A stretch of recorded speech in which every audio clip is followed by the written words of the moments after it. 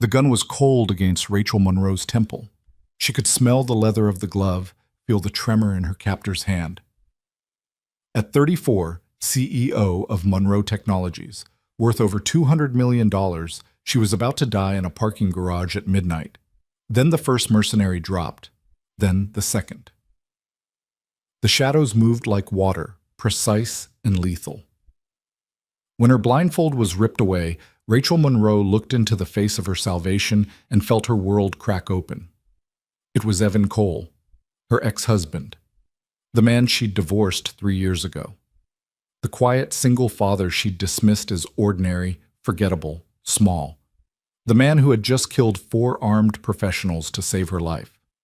If you want to know how a woman can be married to a ghost and never see him, how love can exist in the space between truth and silence, stay with me until the end of this story. Hit that like button and drop a comment telling me what city you're watching from. I want to see how far this story travels. Because what happened next changed everything Rachel thought she knew about strength, sacrifice, and the man she left behind. The Mercedes was still warm when they dragged her out of it. Rachel had stayed late at Monroe Technologies because the quarterly reports needed her signature, because the merger with Castellan Industries required one more revision, because control was easier than going home to an empty penthouse. She'd sent her security detail away at 11, an arrogant decision born from 3 years of running one of Seattle's fastest-growing tech firms without a single threat. That arrogance died when the van pulled up beside her car. There were 4 of them. Military precision in their movements, no wasted motion. One grabbed her arms while another pressed something cold and chemical-soaked over her mouth. The parking garage cameras had been looped. She realized that later. Someone had planned this with care. The chloroform pulled her under like dark water, and her last conscious thought was bitter and small. No one will even notice I'm gone until the board meeting tomorrow. She woke to plastic zip ties cutting into her wrists and a blindfold so tight it pressed her eyelashes against the fabric. Her shoulders screamed from being wrenched behind her back.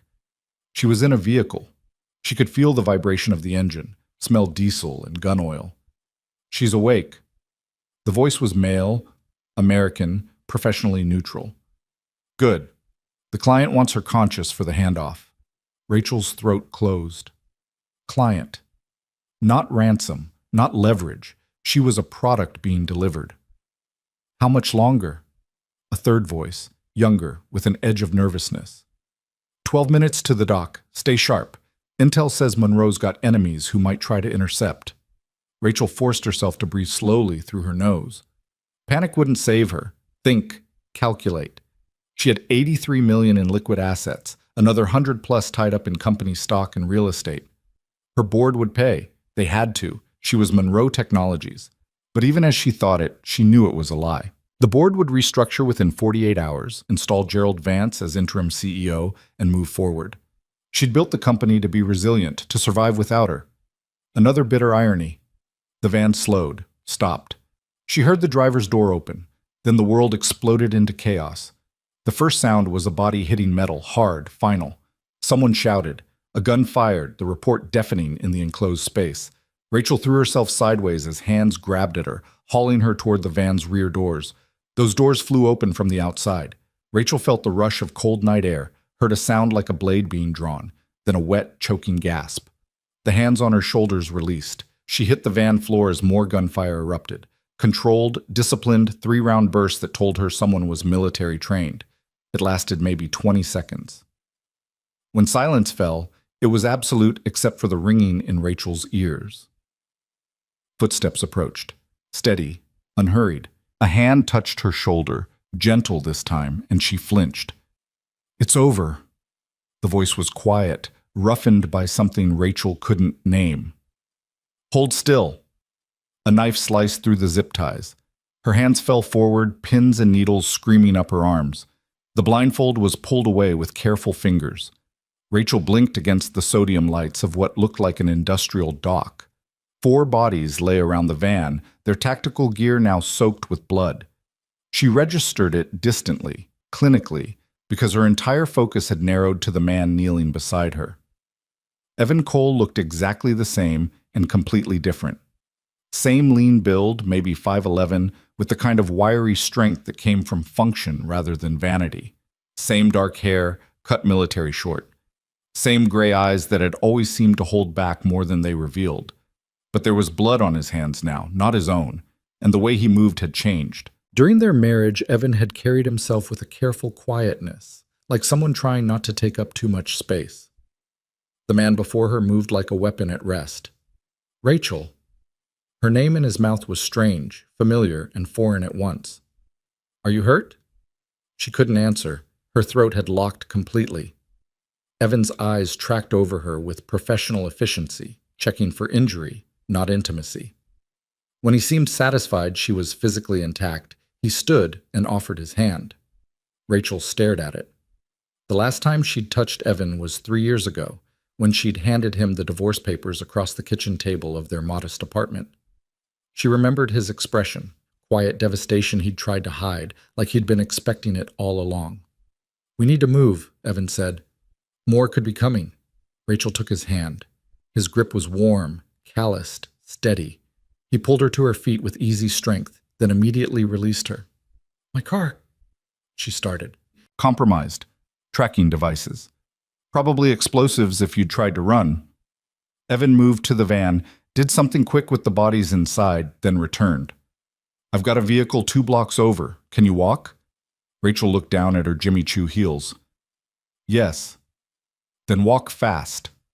He set off at a pace just short of running, and Rachel followed, her mind spinning through impossibilities. Evan worked for an HVAC company. He installed air conditioning units and furnaces. He had primary custody of their daughter, Emma, who was 7 now. He drove a 10-year-old Civic and lived in a 1-bedroom apartment in Ballard. He did not kill armed mercenaries with his bare hands. The vehicle turned out to be a nondescript Toyota 4Runner, parked in the shadows of a closed warehouse. Evan opened the passenger door for her, an old habit, then circled to the driver's side. Inside, the silence stretched.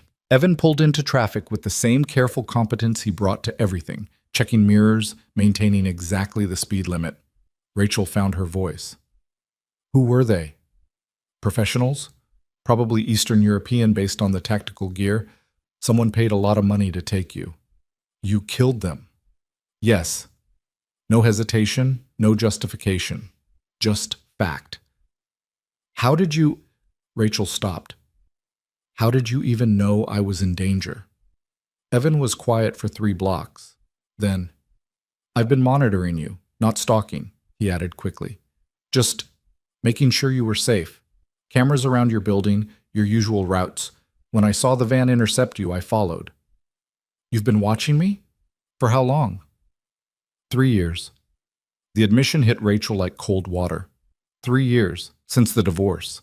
Since she'd told him she couldn't do it anymore, couldn't live in the shadow of his quiet, couldn't build an empire with a man who seemed content to install furnaces for the rest of his life. She didn't know what it was. Disturbing? Devoted? Both? "I know it sounds bad," Evan said, eyes on the road. "But your company's been attracting attention, hostile attention. The Castellan merger alone put a target on your back. There are people who'd benefit from you disappearing." Rachel's executive brain kicked in despite everything. "You have intelligence on this?" "Some." "And you didn't think to tell me?" "Would you have listened?" Evan's voice was mild, but the question landed hard. Rachel closed her eyes. No, she wouldn't have. If Evan Cole, her forgettable ex-husband, had shown up at Monroe Technologies claiming she was in danger, she would have had security escort him out. "Where are we going?" she asked instead. "Somewhere safe. I have a place." "I need to call the police, the FBI, my security team." "Not yet." Evan's tone sharpened for the first time. "We don't know who arranged this. Someone had detailed intel on your schedule, your security protocols. That's not amateur hour. Until we know who we can trust, we stay dark." "I can't just disappear. I have a company to run." "You have a life to protect," Evan countered. "The company will survive one day without you. Trust me on this." Trust. The word hung between them like a bridge made of smoke. Rachel studied his profile, the strong line of his jaw, the faint scar above his left eyebrow she'd never asked about during their marriage. During their 3 years together, she'd thought she knew him. Evan was the man she'd met at a charity event, soft-spoken and kind, who'd listened to her talk about her business dreams with genuine interest, who'd proposed after 8 months with a modest ring and quiet certainty, who'd been a devoted father when Emma was born, who'd never complained when Rachel's work consumed her life, who'd accepted the divorce with the same quiet acceptance he brought to everything. She'd thought he was simple, safe, boring. She'd been catastrophically wrong. Evan pulled into the underground parking of a residential building in Fremont. Not luxury, but solid middle class. He killed the engine and turned to her. "I know you have questions," he said, "and I'll answer them. But first, let me make sure Emma's okay." "Emma," Rachel's stomach dropped. "Is she in danger?" "No, she's with Mrs. Okoye upstairs, retired Army nurse, former combat medic. Emma thinks she's just a nice neighbor who babysits." Evan's expression softened slightly. "She's safe, but I need to check in." He climbed out of the 4Runner. Rachel followed, her legs unsteady, adrenaline finally giving way to shock. The elevator ride was silent. Evan pressed the button for the 4th floor, positioned himself slightly in front of her, protective positioning she recognized now for what it was. "Evan," she said, "I need you to tell me the truth. Who are you?" He looked at her then, really looked, and she saw something ancient and tired in his eyes. "Someone who failed when it mattered most," he said quietly. "Someone trying to make sure I don't fail again." The elevator doors opened before she could respond. The apartment was small but immaculate. Hardwood floors, minimal furniture, everything clean and ordered. A child's drawings covered one section of the wall. Emma's artwork, vibrant and joyful. The sight of them made Rachel's chest tighten. An older black woman emerged from what looked like the bedroom, her posture military straight despite being easily in her 60s. "All quiet," she reported to Evan. "Little one went down at 8:30, slept through." "Thank you, Adayeze." Evan's shoulders dropped slightly. "This is Rachel. Rachel, Adayeze Okoye." The woman's dark eyes assessed Rachel with uncomfortable precision. "The ex-wife." "Yes." Adayeze collected her bag from the couch. "Emma's fine. I'll be upstairs if you need me." She paused at the door. "Evan, you're bleeding." Rachel's gaze snapped to Evan. There, on his left side, a dark stain spreading through his black shirt. "Just a graze," Evan said. "I'll clean it up." "You'll let me look at it first," Adayeze said, her tone brooking no argument. "Sit." Evan sat. The former medic pulled up his shirt with professional efficiency, revealing a lean torso marked with scars Rachel had never seen. He'd always been modest during their marriage, changing in the bathroom. One scar ran from his left shoulder down to his ribs. Another puckered his abdomen. And a fresh wound, as Evan had said, grazed his side. A bullet had scored the skin, but not penetrated. Adayeze cleaned and dressed it with supplies from her bag, while Rachel stood frozen. "You need to be more careful," the older woman said. "I know. That little girl needs her father." "I know." Evan's voice was soft. Adayeze packed up her kit and left without another word. Evan stood, pulled his shirt down carefully, and moved to the kitchen. "Coffee? You look like you could use it." Rachel found herself laughing, sharp, a little hysterical. "You just killed 4 people, and you're offering me coffee?" 5, actually. One in the van didn't make it. Evan filled the machine with practiced motions. "And yes, because you're in shock and you're going to crash soon. Coffee helps." Rachel sank onto the couch, her legs giving out. The drawings on the wall pulled her attention again. One showed a stick figure family, a small girl labeled Emma, a taller figure labeled Daddy, and off to the side, separate, another figure labeled Mommy in different colored crayon. The physical distance in the drawing was accurate. Rachel saw Emma twice a month, scheduled visits that fit around board meetings and investor calls. Evan had never fought her on custody, had never asked for child support despite clearly needing it. "Why did you let me go?" The question came out before Rachel could stop it. "The divorce. You just signed the papers. Didn't argue." Evan was quiet, measuring coffee grounds. When he finally spoke, his voice was careful. "Because you asked me to, and because you deserve to build what you wanted to build without dragging you down." Dragging me down? Rachel's laugh was bitter. Evan, you never— I know what I am, Evan interrupted gently. A high school graduate who installs HVAC systems. You were building an empire. I saw how people looked at you when I was beside you, like you'd married down, like I was some kind of charity case. I never said that. You didn't have to. Evan poured 2 cups of coffee, brought them over. I saw it in your eyes every time we went to one of your work events. You were proud of what you built. You should have been, but I could feel you pulling away, like you'd made a mistake marrying someone so ordinary. Rachel accepted the coffee cup, her hands trembling slightly. You weren't ordinary. You were kind, patient, a good father, but not enough. Evan sat in the armchair across from her. And I understood that. So when you asked for the divorce, I gave it to you because you deserved more than settling. The words were like knives, each one precise and cutting. So you've been watching me for 3 years, Rachel said slowly, protecting me from the shadows. Why? Evan was silent for a long moment, his gray eyes distant. Because 16 years ago, you saved my life, and I've been trying to repay that debt ever since. Rachel stared at him. What are you talking about? You don't remember. It wasn't a question. You were 15. There was an incident at Lincoln High School. A man with a knife in the parking lot, high on something, grabbing anyone he could reach. He got a kid, 16-year-old boy, scrawny, heading to his car. He would have killed him. Rachel's coffee cup shook in her hands. She did remember, vaguely. A terrifying afternoon, a man screaming, her own younger self frozen in fear until— You called 911, Evan continued quietly. You stayed on the line, gave them descriptions, our location. You probably don't even remember doing it, but that kid heard your voice, heard you telling the operator to hurry, heard you telling him to hold on. And when the police arrived, he was still alive. Barely, but alive. Rachel set the cup down before she dropped it. That was you. That was me. Evan's smile was small, sad. You probably walked away and never thought about it again. Why would you? You were just being a decent human. But I spent 2 weeks in the hospital thinking about the girl who'd helped save my life. When I got out, I tried to find you. Thank you. But you'd already graduated, moved on.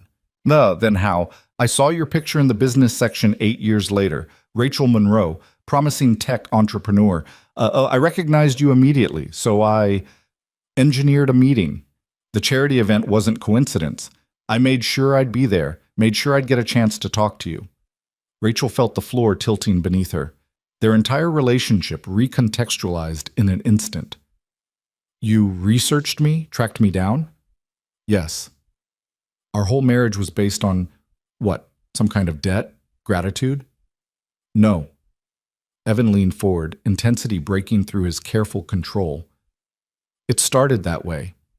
I wanted to meet you, thank you. But then I got to know you, really know you, your brilliance, your drive, your absolutely terrifying work ethic, the way you lit up talking about your ideas, the way you fought for what you believed in. I fell in love with you, Rachel, not the girl who saved my life. You. But you never told me. Would it have mattered? Evan asked quietly. By the time Emma came, you were already building Monroe Technologies. You were already becoming who you were meant to be, and I was just there. Installing air conditioners, changing diapers. I thought if I could just be supportive enough, steady enough, you might— He stopped. But you can't build a marriage on one person loving the other more. That's not fair to either of you. Rachel's throat burned. So when I asked for the divorce, I let you go, because I loved you enough to not trap you in something that made you unhappy. Evan's voice was soft. And then I kept watching, kept making sure you were safe, because old habits die hard, and because— He met her eyes. Because I never stopped caring what happened to you. The confession hung in the air between them. Rachel stood abruptly, needing movement, needing space. She walked to Emma's drawings, studied them with stinging eyes. The men tonight, she said. You knew how to fight them, how to kill them. That's not HVAC training. Behind her, Evan was quiet for a long moment. Then, no, that's not HVAC training. So what is it? Something I left behind a long time ago. Rachel turned. I need the truth, Evan. All of it. Because nothing you've told me tonight makes sense with the man I was married to. Evan stood slowly, moved to a closet Rachel hadn't noticed. When he opened it, she saw it was shallow, maybe 8 inches deep. He pressed something at the back and a panel slid open. Inside was a different life. Military commendations in frames, photographs of Evan in combat fatigues, younger, harder edged, surrounded by other soldiers, weapons, secured and locked, but undeniably present, and folders. Classified folders with redacted stamps and unit designations Rachel didn't recognize. Evan pulled out one photograph and handed it to her. It showed a team of 8 soldiers, desert camo, weapons at rest. They looked exhausted and dangerous in equal measure. Evan was third from the left, his expression unreadable. Special Operations, Evan said quietly. Task Force Griffin. Classified Counterterrorism Unit. I enlisted at 18, made it through selection at 21. Spent 10 years doing things I can't talk about in places that officially don't exist. Rachel's hand shook as she held the photograph. 10 years. Yes. When did you get out? 8 years ago. Evan's jaw tightened. After a mission went wrong. How wrong? People died who shouldn't have. Civilians. Because I hesitated when I should have acted. Evan's voice went flat, distant. We were extracting a high-value target from a compound in Syria. Intel said the building was clear except for the target and his security. But there was a family there, 3 kids, their mother. They'd been kept there, used as shields without our knowledge. He stopped, his throat working. I had the shot, he continued. Clean line to the target. But one of the kids ran between us. Just a little boy, maybe 4. I hesitated. 3 seconds. The target grabbed the mother, used her to escape to a secondary position. In the firefight that followed, she died. 2 of my team got hit. 1 didn't make it home. Rachel's chest hurt. Evan, I got out after that. Left the military, left that life. Came back to Seattle and tried to figure out what someone like me does in the normal world. Turns out, not much. His smile was bitter. But then I found you again. And I thought maybe I could have something good, something normal, a family, a second chance to protect someone instead of failing them. So you became, what?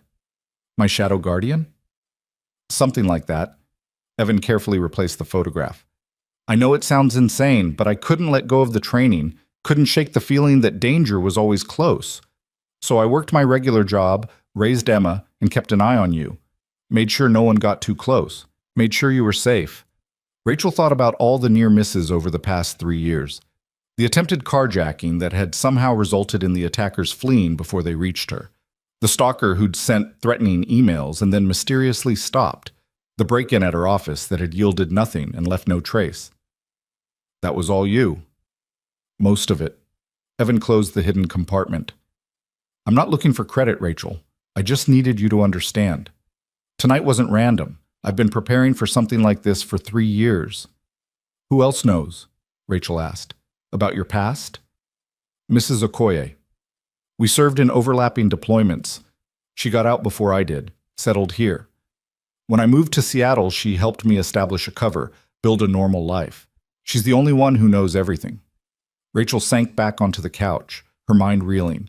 Every assumption she'd built about Evan Cole was crumbling. The quiet, simple man she'd married had been a fiction, not a lie exactly, but a carefully constructed mask over someone far more dangerous and damaged than she'd ever imagined. I need to process this, she said finally. I understand. But first, I need to know, are we safe here? Is Emma safe? For now. This building is secure. Mrs. Okoye is upstairs, and she's armed. I've got countermeasures in place. Evan's expression softened. Emma is my priority. Always. Whatever else happens, she stays protected. Rachel nodded slowly. On the wall, Emma's drawing seemed to stare at her. The separated family, the distance between Mommy and the others rendered in crayon. Can I see her? The question came out small. Surprise flickered across Evan's face. She's asleep. I know, I need to see her. Evan studied her for a moment, then nodded. He led her down the short hallway to a bedroom door decorated with unicorn stickers. He opened it carefully, and they slipped inside. Emma was sprawled across a twin bed, her dark curls tangled on the pillow, one arm flung over a stuffed elephant Rachel didn't recognize. She'd grown so much in the past month. 7 years old now, with Evan's gray eyes and Rachel's determined chin. Rachel's daughter, the one she saw twice a month for carefully scheduled brunches and museum visits. The one she loved fiercely, but at a distance, because building Monroe Technologies had required sacrifices, and Emma had been one of them. "She looks like you when she's sleeping," Evan said quietly. "Same expression, like you're solving problems even in your dreams." Rachel's vision blurred. "I've missed so much. You've built something extraordinary. Emma knows that. She's proud of you." "She shouldn't have to be proud from a distance." Rachel's voice cracked. "I've been a terrible mother." "You've been human," Evan countered gently, "and you've been honest about what you could offer. That matters more than you think." They stood in the darkened bedroom, watching Emma sleep, and Rachel felt the weight of 3 years of choices pressing down on her. "I need to tell you something," she said finally, "something I've never admitted out loud." Evan waited. "I didn't leave you because you weren't enough," Rachel said. "I left because I was terrified you were too good, too kind, too patient. I kept waiting for you to fail, to show me the cracks, to give me a reason to push you away. But you never did. And it scared me because I didn't know how to be loved like that. I didn't trust it." Evan's expression was unreadable in the dim light. "So I convinced myself you were holding me back," Rachel continued, "that I needed to be free of you to build my empire. But the truth is, I've been running from anything real my entire life. Work was safer, success was easier, and losing you felt like less of a risk than trusting you." "Rachel, let me finish." She forced herself to look at him. "I was wrong. I threw away something real because I was too scared to believe in it. And tonight, when I thought I was going to die, the only thing I could think was that Emma deserves better than what I've given her, and you deserved better than what I gave you." Evan was quiet for a long moment. When he spoke, his voice was rough. "We all make choices we regret. The question is what we do after." "What do you do after?" "You try to be better. You protect the people who matter. You show up." Evan's eyes met hers. "You don't have to fix everything tonight, Rachel. You just survived an assassination attempt. Give yourself permission to fall apart." As if his words were permission itself, Rachel felt her knees buckle. Evan caught her before she hit the floor, his arms steady and sure. "I've got you," he said quietly. "You're safe now." And for the first time in 3 years, Rachel believed it. They moved back to the living room.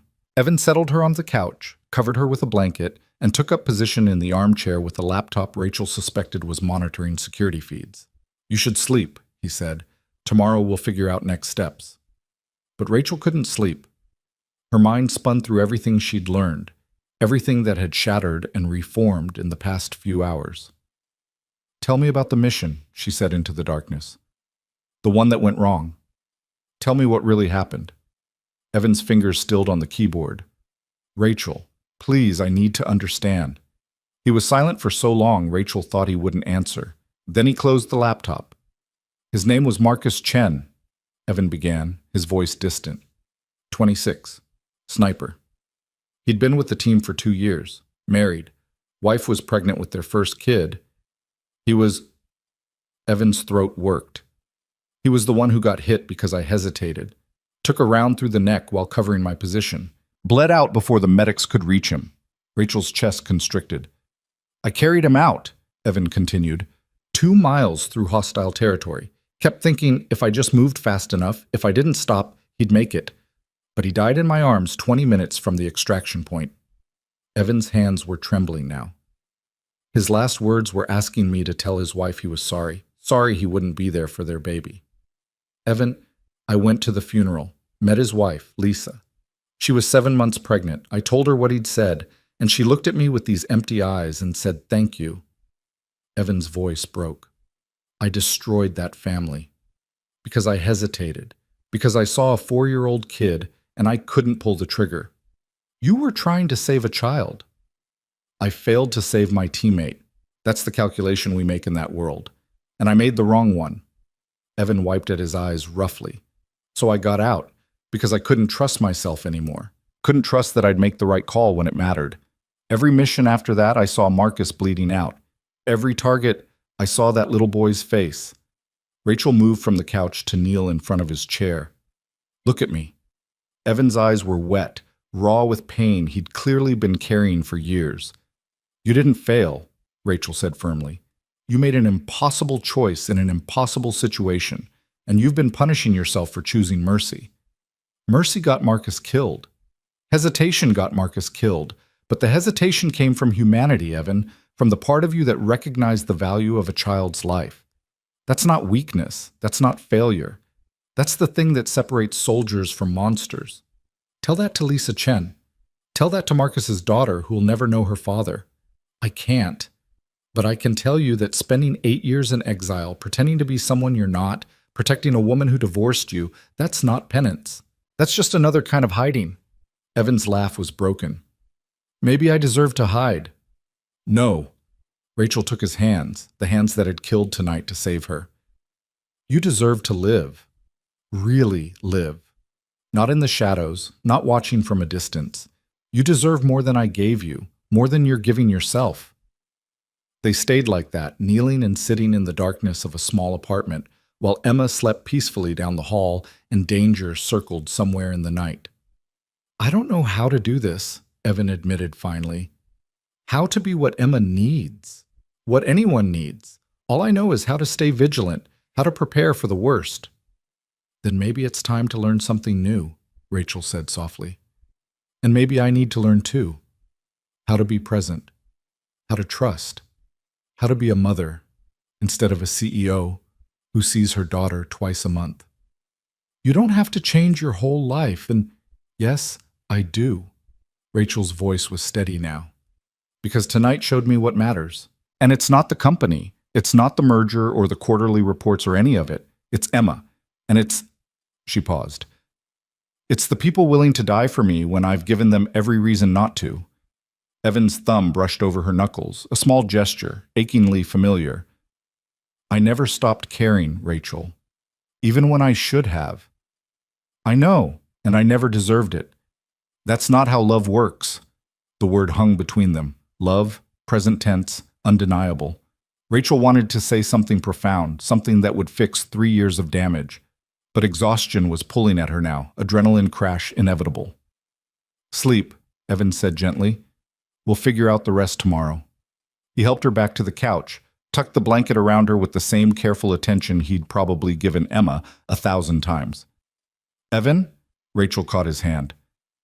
Thank you for saving my life, for Emma, for all of it. Always, he said simply.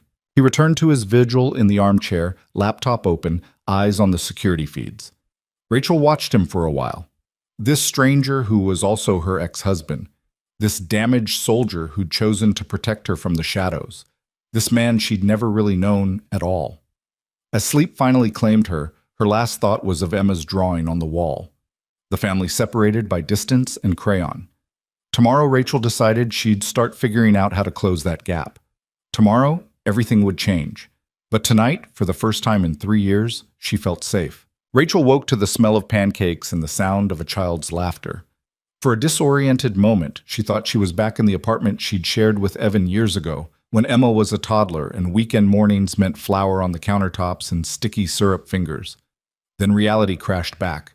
The kidnapping, the violence, the revelations that had rewritten everything she thought she knew. She sat up slowly, her body aching in places she hadn't known could ache. The blanket slipped down, and she realized someone had draped a second one over her during the night. Through the apartment's small window, pale morning light suggested it was early, maybe 6:30. In the kitchen area, Evan stood at the stove with Emma perched on a stool beside him, chattering about something with the uninhibited enthusiasm of 7-year-olds everywhere. She wore pajamas covered in cartoon cats, and her hair was a magnificent disaster of curls. And then Lucas said his dad could beat up anyone's dad, but I said my dad could too because you're really strong. And he said, prove it. So I said, you carried me all the way home when I twisted my ankle at the park and didn't even get tired, and that's like a mile. And Emma paused for breath. That's quite the argument, Evan said, flipping a pancake with practiced ease. Did Lucas accept your evidence? He said carrying a kid isn't the same as fighting, so I told him you could probably fight too if you needed to, and then Mrs. Patterson said we shouldn't talk about Dad's fighting and gave us extra reading time. Evan's smile was soft. Mrs. Patterson sounds wise. She's okay, but she gives too much homework. Emma swung her legs, nearly kicking the cabinet. Daddy, can we have chocolate chips in these ones? What do we say about chocolate chips for breakfast? That they're sometimes food and today is sometimes? Emma's grin was impish, so much like Rachel's own that it made her chest hurt. Evan laughed, a sound Rachel realized she'd rarely heard during their marriage. Nice try. How about blueberries? Blueberries are just sad grapes. Blueberries are antioxidants that help your brain grow. My brain's already big. Lucas says I'm the smartest kid in class. Then clearly the blueberries are working. Evan ruffled her hair. Go wash your hands. Breakfast in 5 minutes. Emma hopped down from the stool and froze when she saw Rachel on the couch. Her expression cycled through surprise, confusion, and something that might have been hope before settling on careful politeness. Hi, Mommy, she said, her voice smaller than it had been moments before. Rachel's throat closed. Hi, sweetheart. Are you here for breakfast? Daddy makes really good pancakes, better than the restaurant ones we get when we see you. The casual observation was a knife between Rachel's ribs. Their monthly brunches at upscale restaurants where Emma sat too still in her nice dress and made polite conversation like a tiny adult, because that's what the situation seemed to require. I'd love to stay for breakfast, Rachel managed. If that's okay with you? Emma glanced at Evan, who nodded slightly. Okay. You can have blueberries too. They're brain food. She disappeared down the hallway to the bathroom. Rachel stood, folding the blankets with automatic precision. Evan watched her with unreadable eyes. You didn't have to stay on the couch, he said quietly. The bed's more comfortable. You stayed up all night. I'm used to it. You're not. He plated 3 pancakes, added blueberries to 2. Coffee's fresh. Rachel poured herself a cup and leaned against the counter, studying him in the morning light. He wore jeans and a gray t-shirt, his feet bare, his hair slightly mussed. He looked domestic and dangerous in equal measure. She could see the alertness in his posture, the way he'd positioned himself to have clear sightlines to both the door and the window. Have you heard anything? She asked. About last night? Police found the van around 4 a.m. 5 bodies, no identification. They're running prints and DNA, but I'm guessing they won't find anything. These weren't amateurs. Evan flipped the last pancake. Your security team has been calling your cell, your assistant, 3 board members. I've been monitoring but not answering. I need to call them. They'll be worried. We need to be strategic about what we say. Evan met her eyes. Someone with access to your schedule, your security protocols, your movements, someone inside your organization set this up. Until we know who, we trust no one. Rachel wanted to argue, but the logic was sound. Monroe Technologies had 73 employees, most of whom she'd hired personally. The thought that one of them might have orchestrated her kidnapping made her feel sick. What do we tell people? The truth, mostly. You were attacked, you escaped, you're safe. Don't mention me. Don't mention how you got away. Let them think you fought off your attackers yourself or got lucky. Evan's jaw tightened. And we get you somewhere more secure than this apartment. Where? I have a place, off the grid, about an hour outside the city. Small cabin, but defensible. We can go there while we figure out next steps. I can't just disappear, Evan. I have responsibilities. You have a target on your back, he interrupted, his voice harder than she'd ever heard it. Rachel, whoever hired those men isn't going to stop because the first attempt failed. They'll regroup, adapt, try again. And next time I might not be there. The words landed like stones. Emma emerged from the bathroom, hands dripping wet because she'd clearly done the bare minimum, and the conversation died. Breakfast was surreal. Emma chattered through mouthfuls of pancake about school, her friend Zoe's upcoming birthday party, a book she was reading about dragons. Evan listened with complete attention, asking questions, laughing at her jokes, being the father Rachel had never managed to be a mother to match. Rachel picked at her food and watched them, seeing clearly what she'd walked away from. Not the quiet, boring life she'd convinced herself she was escaping, but this, warmth and laughter and belonging, the simple, profound gift of being known and loved without condition. "Mommy?" Emma's voice pulled her back. "Are you okay? You look sad." Rachel forced a smile. "I'm fine, sweetie, just tired." "Daddy says when you're tired, you should rest. He makes me take naps sometimes, even though I'm too old for naps." Emma rolled her eyes dramatically. "It's very unfair." "Very unfair," Rachel agreed. "What else does Daddy say?" "That chocolate chips are a sometimes food. That we should always tell the truth even when it's hard. That people are more important than things." Emma counted on syrup-sticky fingers. "That being smart is good, but being kind is better. That I can be anything I want when I grow up. That Mommy loves me even though she's busy." The last one hit Rachel like a physical blow. She looked at Evan, who was very carefully not meeting her eyes. "That's right," Rachel said, her voice unsteady. "Mommy loves you very, very much." "I know." Emma said it matter-of-factly, with the unshakable confidence of a child who'd been told this enough times to believe it. "Daddy says you're building important things that help people, like superhero stuff but with computers." Rachel's laugh was wet. "Something like that." After breakfast, Evan sent Emma to get dressed for school. The moment her bedroom door closed, his expression shifted to something grimmer. "We need to move fast," he said. "I'll take Emma to school, circle back, and we'll head to the cabin. Pack light. We might be there a few days." "I don't have anything to pack. I was kidnapped in evening wear, remember?" Evan disappeared into his bedroom and returned with a duffel bag. "There's clothes in here. They'll be big on you, but they'll work. Grab what you need." Rachel took the bag to the bathroom. Inside were women's clothes, jeans, t-shirts, a hoodie, all well worn but clean. She held up a shirt and caught a faint scent of unfamiliar perfume. When she emerged, Evan was helping Emma into her backpack. "These clothes," Rachel said. "Whose are they?" Evan glanced over. "Friend from my unit. She stayed here a few months back, left some things. They should fit well enough." Rachel told herself the flash of something in her chest wasn't jealousy. She had no right to jealousy. She'd divorced him. Emma hugged Rachel goodbye with unself-conscious affection. "Will you be here when I get home from school?"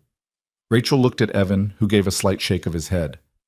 "Not today, sweetie," Rachel said. "But I'll see you soon, I promise." "Okay. Bye much, mommy." Emma was already moving toward the door, her mind on whatever 7-year-olds thought about on Tuesday mornings. Evan walked her out, and Rachel heard him talking to Mrs. Okoye in the hallway, arranging for the older woman to pick Emma up from school. When he returned, his expression was serious. "Get dressed. We leave in 10 minutes. There's a burner phone in the bag. Use that for any calls you need to make." Rachel changed quickly, the borrowed jeans loose at the waist, the t-shirt hanging off one shoulder. She emerged to find Evan checking a handgun with professional efficiency before securing it in a holster at his back. "Are you expecting trouble?" "I'm expecting to be prepared." Evan handed her a small device.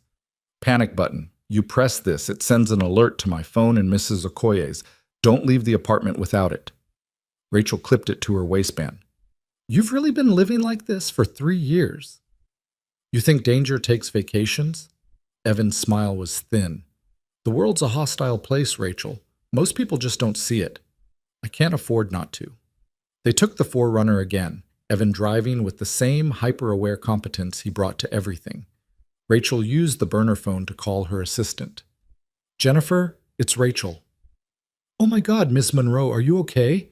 Your car was found in a parking garage with, the police said there was blood." "I'm fine. There was an incident, but I'm safe. I need you to do something for me." "Tell the board I'm taking a few personal days. Tell them I'll be available by email, but not in person." "But the Castellan meeting is Thursday." "Postpone it. Tell Gerald to handle the preliminary discussions." There was a pause. Jennifer had been Rachel's assistant for 4 years, had never once heard her postpone a major meeting. "Miss Monroe, Are you sure you're all right? I'm sure. I just need a few days. Can you do this for me? Of course, but Rachel... Jennifer's voice dropped. The police are asking questions. They want to talk to you, and there are reporters calling. Tell the police I'll give a statement when I'm ready. Tell the reporters no comment. Rachel rubbed her temples. And Jennifer, be careful. If anyone asks where I am, you don't know. Understand? You're scaring me. I'm being cautious. There's a difference. Rachel softened her voice. I'll check in tomorrow. Thank you for handling this. She ended the call and looked at Evan. The police want a statement. They'll want one from me too eventually. The bodies are going to raise questions. Evan turned onto the highway, heading north. But right now, your safety matters more than their investigation. They drove in silence for 20 minutes, the city giving way to suburbs, then to stretches of forest. Rachel watched the landscape change and tried to process everything that had happened in less than 12 hours. Tell me about your team, she said finally. Task Force Griffin. Were you close? Evan's hands tightened on the steering wheel. You don't want to hear war stories. I want to understand who you were, who you are. He was quiet for so long Rachel thought he wouldn't answer. Then, we were brothers. The kind of bond you only get when you've bled together, when you trust someone else with your life every single day. 8 of us in the core team. Marcus, who I told you about. Jackson, our medic. Dev, our tech specialist. Tyrone, demolitions. Sarah, linguistics. Carter, our CO. And Knox, second in command. What happened to them after you left? Some stayed in, some got out. We don't talk much now. It's easier that way. Evan's voice was carefully neutral. When you leave that world, you have to leave all of it. Otherwise, you never really get out. But you didn't leave it. Not really. You just redirected it. Maybe. Evan glanced at her. Or maybe I just found something worth protecting again. The words hung in the air between them, heavy with meaning. Rachel looked out the window, watching trees blur past. I called you boring once, do you remember? At one of those work events?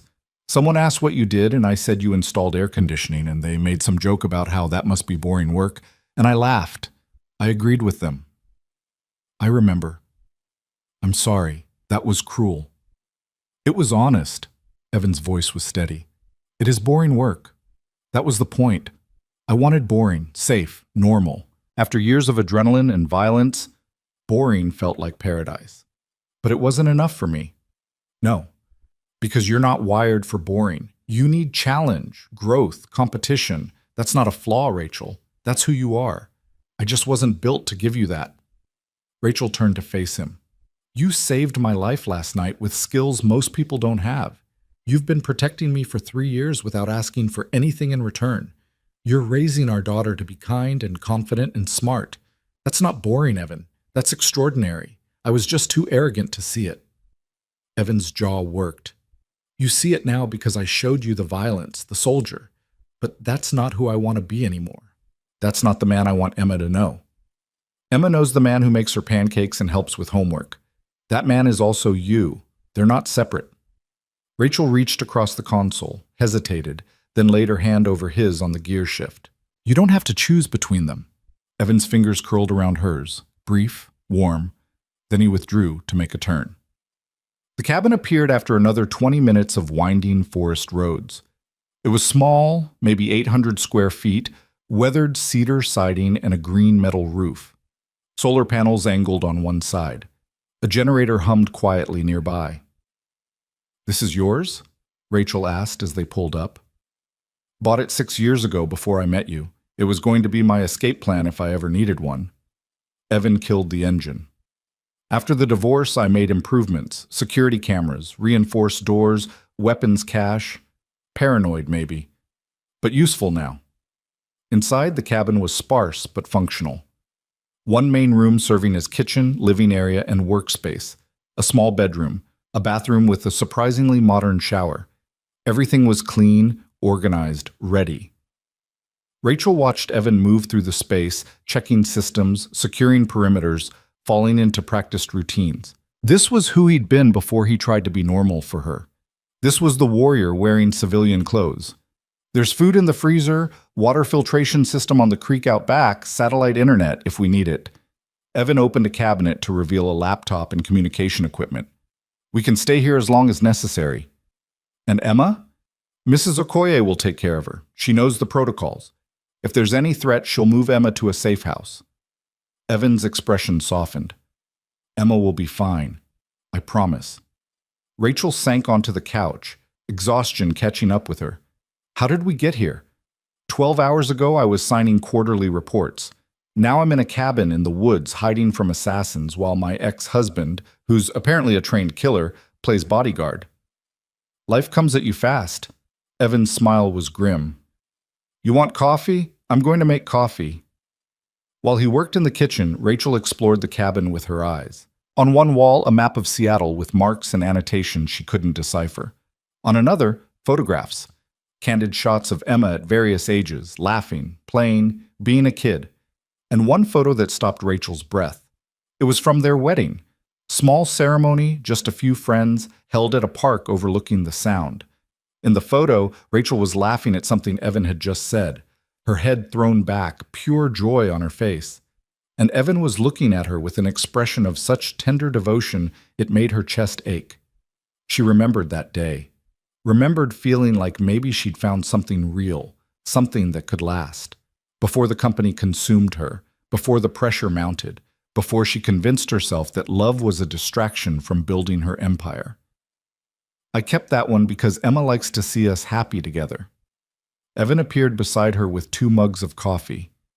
She asks sometimes why we're not married anymore. I tell her people change, want different things. She seems to accept it. Does she? Rachel took the offered mug. Or does she just not want to make you sad by pushing? Evan was quiet. Maybe both. Rachel studied the photograph. I wasn't lying when I said I loved you. I did. I do. The admission came out raw. But I didn't know how to make space for it. The company was my proof that I mattered, that I'd succeeded when everyone said I wouldn't. A woman starting a tech company at 26? People laughed, said I'd fail within a year, so I poured everything into proving them wrong, and somewhere in that, I lost track of what actually mattered. You built something incredible, Evan said quietly. Monroe Technologies employs 73 people. Your software helps hospitals coordinate patient care more efficiently. You've saved lives, Rachel. That matters. But I lost you. I'm losing Emma. That matters more. Rachel set down her coffee before she spilled it, her hands trembling. Last night when I thought I was going to die, I didn't think about the company. I thought about Emma, about all the moments I've missed. Birthday parties I scheduled around board meetings. School plays I watched on video because I couldn't leave the office. I've been a ghost in my own daughter's life. You can change that. Can I? I don't know how to be what she needs. I don't know how to be a mother instead of a CEO who drops in twice a month with expensive presents and awkward conversation. Rachel's voice broke. She's more comfortable with you than with me, her own mother. Evan set his own mug down and did something that surprised her. He pulled Rachel into a hug. Not romantic, just steady, human comfort.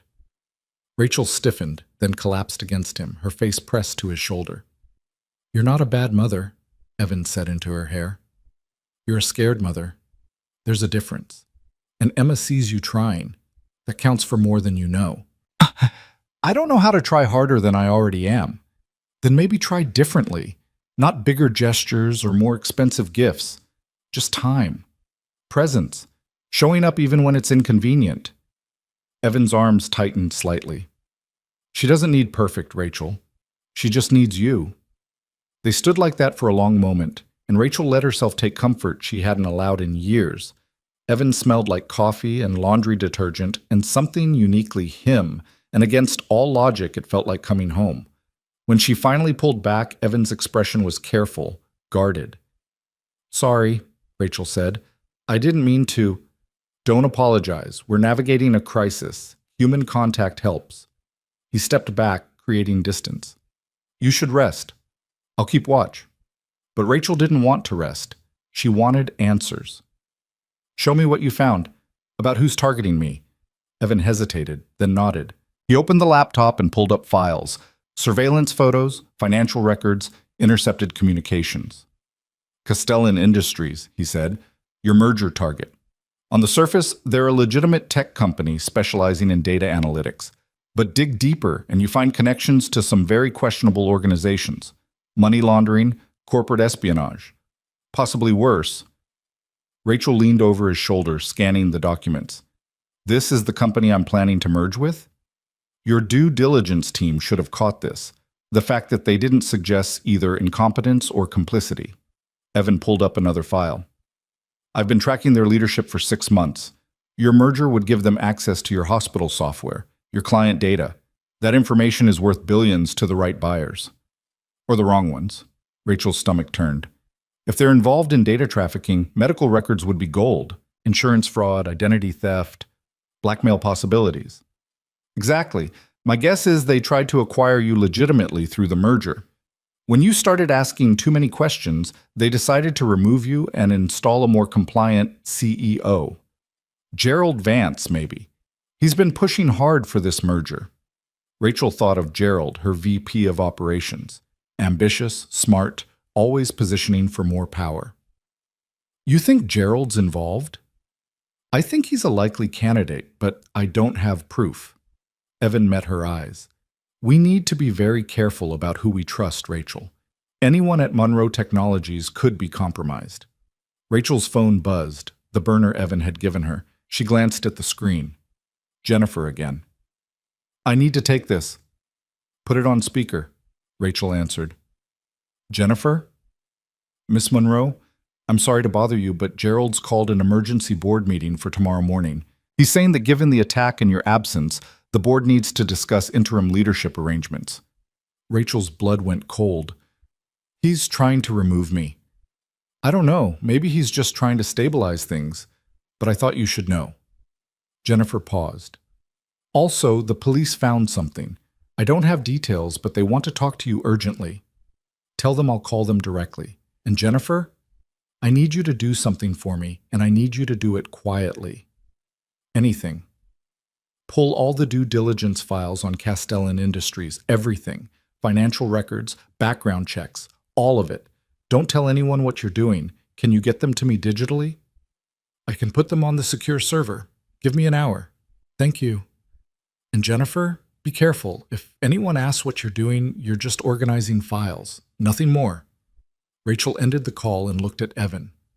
Gerald's making his move. Expected.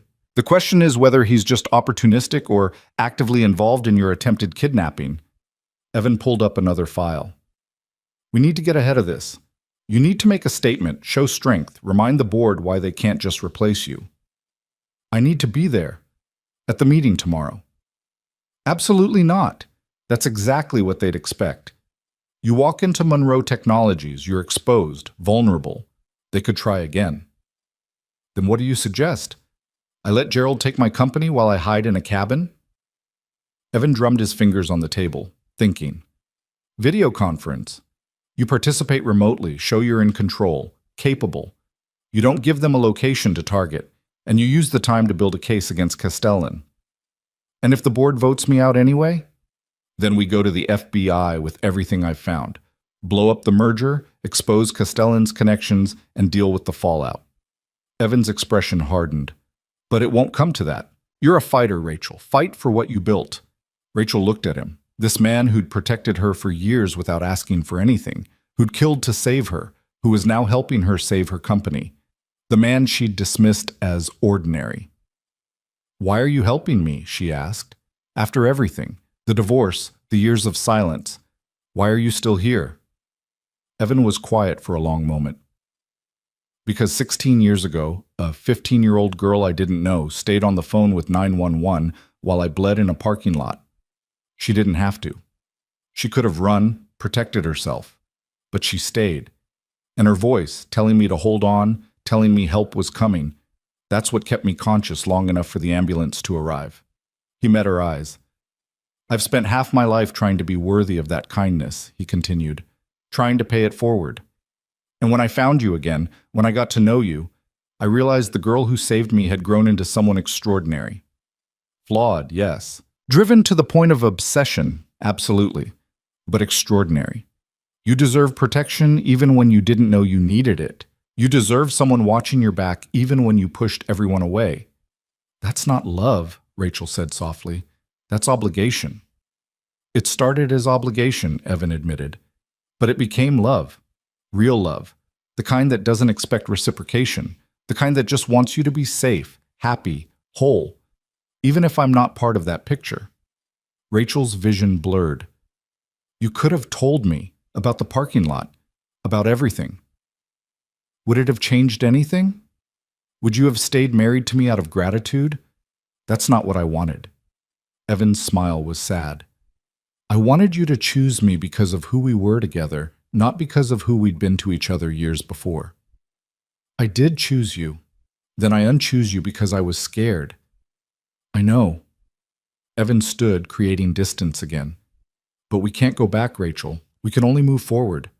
And right now, forward means keeping you alive and protecting what you've built. He was right. Rachel knew he was right. But everything in her wanted to reach for him, to close the distance, to tell him she'd been wrong about everything. Instead, she nodded. Okay, we prepare for tomorrow's meeting. We build the case against Castellan. We fight. Good. Evan pulled up a chair beside her. Then let's get to work. They spent the next 4 hours going through files, building timelines, connecting dots. Rachel used her business expertise to trace financial irregularities. Evan used his intelligence training to map corporate structures and identify shell companies. Together, they uncovered a web of corruption that went deeper than either had suspected.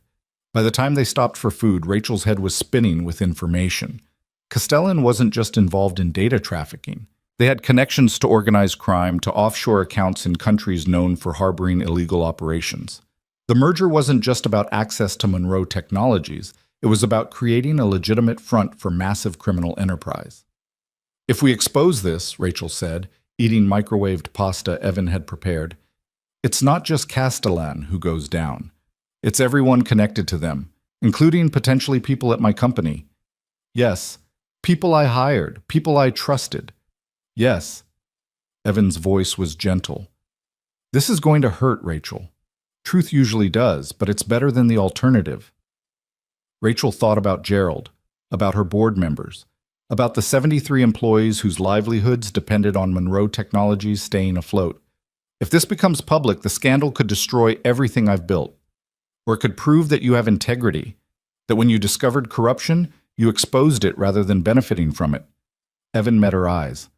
You get to decide what your legacy is, complicit silence or courageous truth. That's not a fair choice. It's the only choice. Evan's smile was grim. Welcome to the world I lived in for 10 years, where every decision is impossible and you just have to pick the option you can live with. Rachel set down her fork, her appetite gone. Outside the cabin windows, night was falling. Somewhere in the forest, an owl called. Somewhere in Seattle, her daughter was probably doing homework with Mrs. Okoye. Somewhere, people who wanted her dead were planning their next move. I'm scared, she admitted. I've built my whole identity around being strong, capable, in control. And right now I feel like I'm drowning. Drowning is just swimming that hasn't worked yet, Evan said. You keep moving, keep trying, and eventually you reach shore, or you learn to breathe underwater. That's terrible advice. Probably. I'm better at tactics than motivational speeches. As Evan collected their dishes. But I mean it. You're stronger than you think, Rachel. You just have to trust yourself. I don't know how. Then trust me. For now. Until you remember how to trust yourself again. Rachel looked at him, this complicated, damaged, extraordinary man. Okay, she said softly. I'll try. That night, Rachel took the bedroom while Evan sat up on the couch with his laptop and his weapons within easy reach. She lay in the dark, listening to the unfamiliar sounds of the forest, and thought about everything that had changed in 36 hours. She'd almost died. She'd discovered her ex-husband was a trained soldier. She'd learned her company merger was a front for criminal enterprise. She'd been forced to confront every mistake she'd made in the past 3 years, and somehow, impossibly, she'd been given a second chance. Not at romance. She knew better than to think one crisis would fix everything she'd broken. But at understanding. at seeing clearly for the first time what she'd had and what she'd thrown away. Tomorrow she'd fight for her company. She'd face her board and expose the truth, consequences be damned. She'd be the leader her employees deserved and the mother Emma needed. But tonight, she let herself grieve for the life she could have had if she'd been brave enough to trust love when she'd found it. In the main room, Evan's keyboard clicked softly, the sound of someone who never stopped keeping watch, never stopped protecting the people who mattered, never stopped trying to be worthy of a kindness shown 16 years ago. Rachel closed her eyes and made herself a promise. Whatever happened next, she wouldn't waste this second chance. She'd be better, do better, choose better. She just hoped it wasn't too late. Morning came too early and not early enough. Rachel woke to the sound of Evan moving through the cabin with military precision, checking perimeters, running diagnostics on equipment she didn't fully understand. She found him in the main room, already dressed, 3 monitors displaying different feeds from cameras around Monroe Technologies headquarters. "Coffee's ready," he said without looking up. "Board meeting starts in 2 hours. I've set up the video conference system, encrypted the connection, routed it through 3 proxy servers. They won't be able to trace your location." Rachel poured coffee with hands that trembled slightly. On one monitor, she could see the Monroe Technologies parking garage where she'd been taken 3 nights ago. Security had been doubled, uniformed guards at every entrance, new cameras installed overnight. Too little, too late. "Have you slept at all?" she asked. "Couple hours. I'm good." Evan pulled up another screen showing financial transactions. "Jennifer uploaded the Castellan files at 2 a.m. I've been going through them. Rachel, this is worse than we thought." She moved to stand behind him, reading over his shoulder. The paper trail was damning. Shell companies in the Caymans, wire transfers to known criminal organizations, encrypted communications that Evan had somehow decrypted showing explicit discussions of using Monroe Technologies as a legitimate front for data trafficking operations. "Gerald's signature is on half these documents," Rachel said, her stomach sinking. "He's been facilitating this for at least 8 months. Not just Gerald," Evan highlighted another name. "Thomas Reeves, your CFO, and Catherine Park, head of your legal team. They've been laying groundwork for this merger since last spring, long before you were officially approached." Rachel sank into a chair, the betrayal hitting her like physical pain. Thomas had been with her since the beginning, one of her first hires. Catherine had negotiated every major contract, had been someone Rachel trusted completely. And Gerald, ambitious Gerald, who she'd promoted to VP because she'd believed in his vision. "They sold me out," she said quietly. "They sold out everyone at the company. They sold out for money. Lots of it." Evan pulled up bank records showing deposits in offshore accounts. Between the 3 of them, they're looking at about $40 million in payouts once the merger goes through. More if they successfully remove you and install Gerald as CEO. And if I died that night in the parking garage? The merger would have been fast-tracked. Gerald would have taken over as interim CEO, pushed it through within a month. By the time anyone realized what was happening, Castellan would have complete access to your systems, your data, your clients. Evan turned to face her. "You were the only obstacle. That's why they tried to remove you." Rachel's hands clenched around her coffee mug. "I want to confront them, right now. I want to walk into that building and get yourself killed," Evan interrupted firmly. "They've already tried once. They're desperate now, cornered. Desperate people make reckless decisions. You confront them in person, you give them another chance to eliminate the problem." "So what do I do? Present this evidence at the board meeting and hope they believe me over 3 of their most trusted executives?" "You present the evidence, yes, but you also give them a choice." Evan stood, moved to the coffee maker for a refill. "You tell them they can accept the truth and help clean house, or you go to the FBI with everything and let the federal investigation destroy whatever's left of the company. That's extortion. That's survival." Evan's voice was hard. "Rachel, you're thinking like someone who still believes the system works. I've seen what happens when powerful people are threatened. They don't roll over. They fight back with everything they have. You need leverage, not just evidence." Rachel wanted to argue, but he was right. The board members were investors, business people who cared about returns and reputation. The threat of federal investigation, of their names being dragged through a criminal trial would motivate them more than simple moral outrage. "Walk me through it," she said. "How do we play this?" They spent the next hour strategizing. Evan had a tactical mind that Rachel was learning to appreciate. He thought in contingencies, backup plans, ways to control the room even when participating remotely. By the time they'd finished, Rachel felt something like confidence returning. At 9:50, she positioned herself in front of the camera Evan had set up. She dressed in one of her own blazers that Evan had retrieved from her apartment the night before. He'd gone while she slept, a brief mission to gather essentials. Navy blue, professional, powerful. She'd pulled her hair back, applied minimal makeup. She looked like the CEO of Monroe Technologies, even if she was broadcasting from a cabin in the woods. "Remember," Evan said, adjusting the lighting, "you're in control. They don't know where you are. They don't know what you know. Use that uncertainty. Make them sweat." "You sound like you've done this before."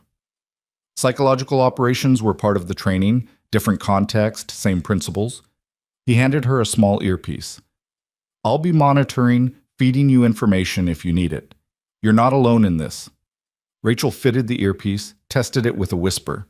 Evan's voice came through clear and steady in her ear. "I've got you." At precisely 10 a.m., her screen connected to the Monroe Technologies boardroom.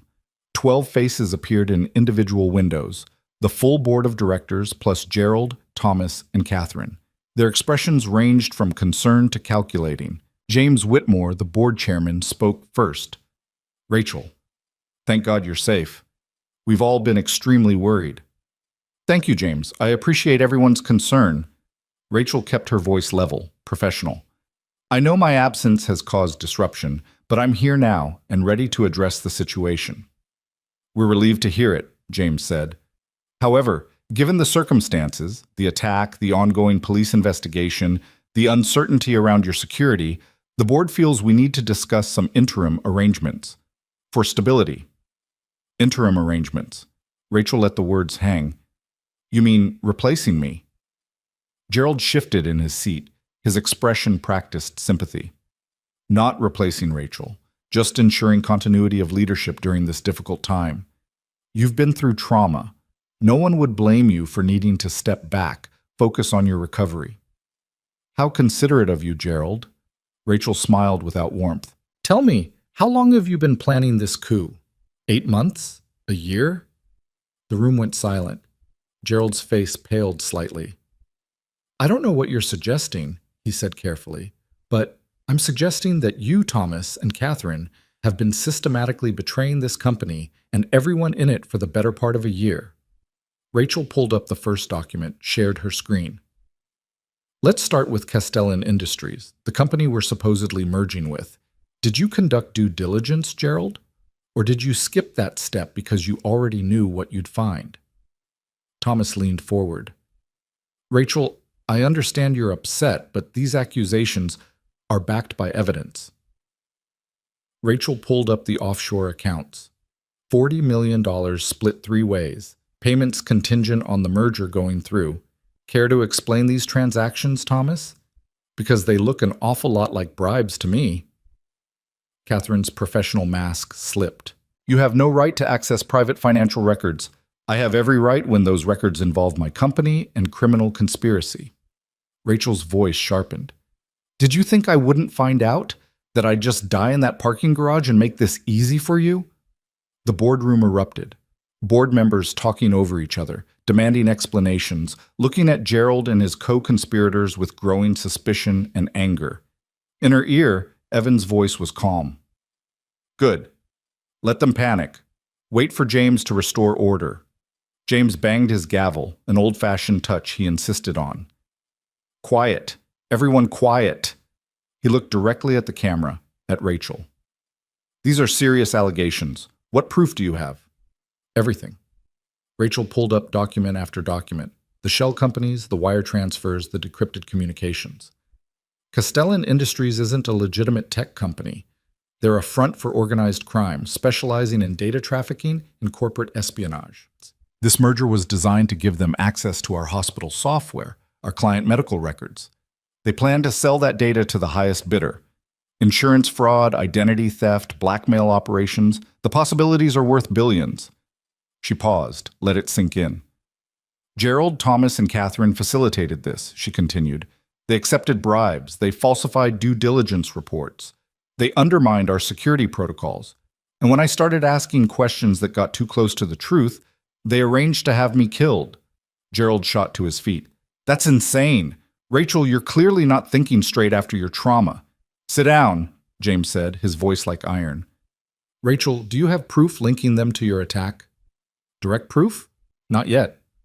Circumstantial? Absolutely. Rachel pulled up timeline documents Evan had prepared. The attack happened within hours of me requesting additional financial records on Castellan. The attackers knew my exact location, my security protocols, my schedule. That information came from inside this company. And the three people with the most to lose if the merger fell through were Gerald, Thomas, and Catherine. This is speculation, Catherine said, but her voice wavered. You can't prove... I can prove conspiracy to commit fraud. I can prove accepting bribes. I can prove falsifying corporate documents. Rachel's eyes were hard. The attempted murder charge might take longer, but the FBI will be very interested in investigating, especially when I turn over every piece of evidence I have. The FBI. Thomas looked sick. Rachel, wait. Let's talk about this bit. I'm done talking. I'm done pretending the people I trusted haven't been selling out this company from the inside. Rachel addressed the full board now. You have a choice. You can accept the truth, remove these three from their positions, and cooperate with a full internal investigation. Or I go to federal authorities right now, and we all deal with the consequences. Criminal trials, media coverage, the complete destruction of Monroe Technologies' reputation. James looked at the other board members, some kind of silent communication passing between them. This board needs to discuss this privately. Rachel, can you give us 30 minutes? 20, Rachel said. I have the FBI on speed dial. The screen went dark as they muted her connection. Rachel slumped back in her chair, adrenaline draining away. How did I do? Perfectly. Evan appeared beside her with water. You gave them exactly what they needed, a way out that saves their investment and their reputations. They'll turn on Gerald's group in a heartbeat. You sound very sure. I am sure. Board members are self-interested above all else. You just made it clear that their self-interest aligns with yours. Evan sat across from her. Now we wait. The wait was excruciating. Rachel paced the cabin, drank too much water, checked her phone obsessively for messages from Jennifer. Evan monitored the security feeds, watching the boardroom where heated discussion was clearly happening even though they couldn't hear it. 15 minutes in, Jennifer sent text to the burner phone. They're voting. Gerald just walked out, looked furious. He knows he's done, Evan said quietly. The question is what he does next. At exactly 19 minutes, the screen reconnected. James Whitmore's face was grave. Rachel, the board has voted. Gerald Vance, Thomas Reeves, and Catherine Park are removed from their positions effective immediately. We're freezing their access to company systems and funds. We're also terminating the merger discussions with Castellan Industries, pending a full independent investigation. Relief flooded through Rachel. And the board's confidence in my leadership? Reaffirmed unanimously. James allowed himself a small smile. With the understanding that you'll cooperate fully with both our internal investigation and any federal inquiry. We're bringing in outside counsel, forensic accountants, the works. This company will be clean, Rachel. I give you my word. Thank you, James. Thank you all. Rachel meant it. I'll return to the office tomorrow, begin the transition process. About that, James exchanged glances with the other board members. Given the attempt on your life and the ongoing uncertainty about who else might be compromised, the board strongly recommends you maintain a low profile for a few more days. Work remotely. Let us handle the immediate fallout. Your safety is paramount. It was sensible advice, but Rachel bristled at being sidelined. I appreciate the concern, but... In her ear, Evan's voice was urgent. Take it. He's right. Gerald just left the building, and we don't know where he went. Stay off the grid until we know you're safe. Rachel forced herself to nod. All right, I'll work remotely through the end of the week, but I want daily updates on the investigation. Of course. And Rachel? James's expression softened. What you did today took courage. A lot of CEOs would have tried to bury this, protect their reputation at all costs. You chose truth over comfort. That matters. The meeting ended. Rachel disconnected and sat in silence for a long moment, processing what had just happened. She'd won. Her company was safe. The conspiracy was exposed. So why did she feel like the danger was just beginning? Gerald's in the wind, Evan said, still watching the security feeds. Left the building, got in his car, drove north. I lost him after he hit the highway. You think he'll run? Leave the country? Maybe. Or maybe he'll try to tie up loose ends. Evan's jaw tightened. You're the biggest loose end there is, Rachel. You can testify about the conspiracy, provide evidence, destroy any chance he has of escaping consequences. If I were him, I'd consider you unfinished business. The implication hung heavy in the air. Rachel's phone buzzed. Jennifer, again. Police want to talk to you ASAP. They found something at the crime scene. Rachel showed the message to Evan, who frowned. Call them, but don't tell them where you are, and put it on speaker. Rachel dialed the number Jennifer had provided. A detective answered on the second ring. Ms. Monroe, this is Detective Sarah Chen, Seattle PD. Thank you for calling back. Of course, Detective. I understand you have questions about the attack. We do, but first I need to ask, are you somewhere safe? Yes, I'm taking security precautions. Good. Because what we found at the scene is concerning. Papers rustled on the other end of the line. The 5 men who attacked you were professionals, as I'm sure you noticed. Fingerprints came back with multiple flags. Interpol, FBI, international warrant lists. These weren't random criminals, Ms. Monroe. They were hired killers. Rachel's mouth went dry. Hired by whom? That's what we're trying to determine. But here's where it gets interesting. We found communications on one of the bodies, encrypted, but our tech team broke it. There were instructions, payment confirmations, and something else. A backup plan. What kind of backup plan?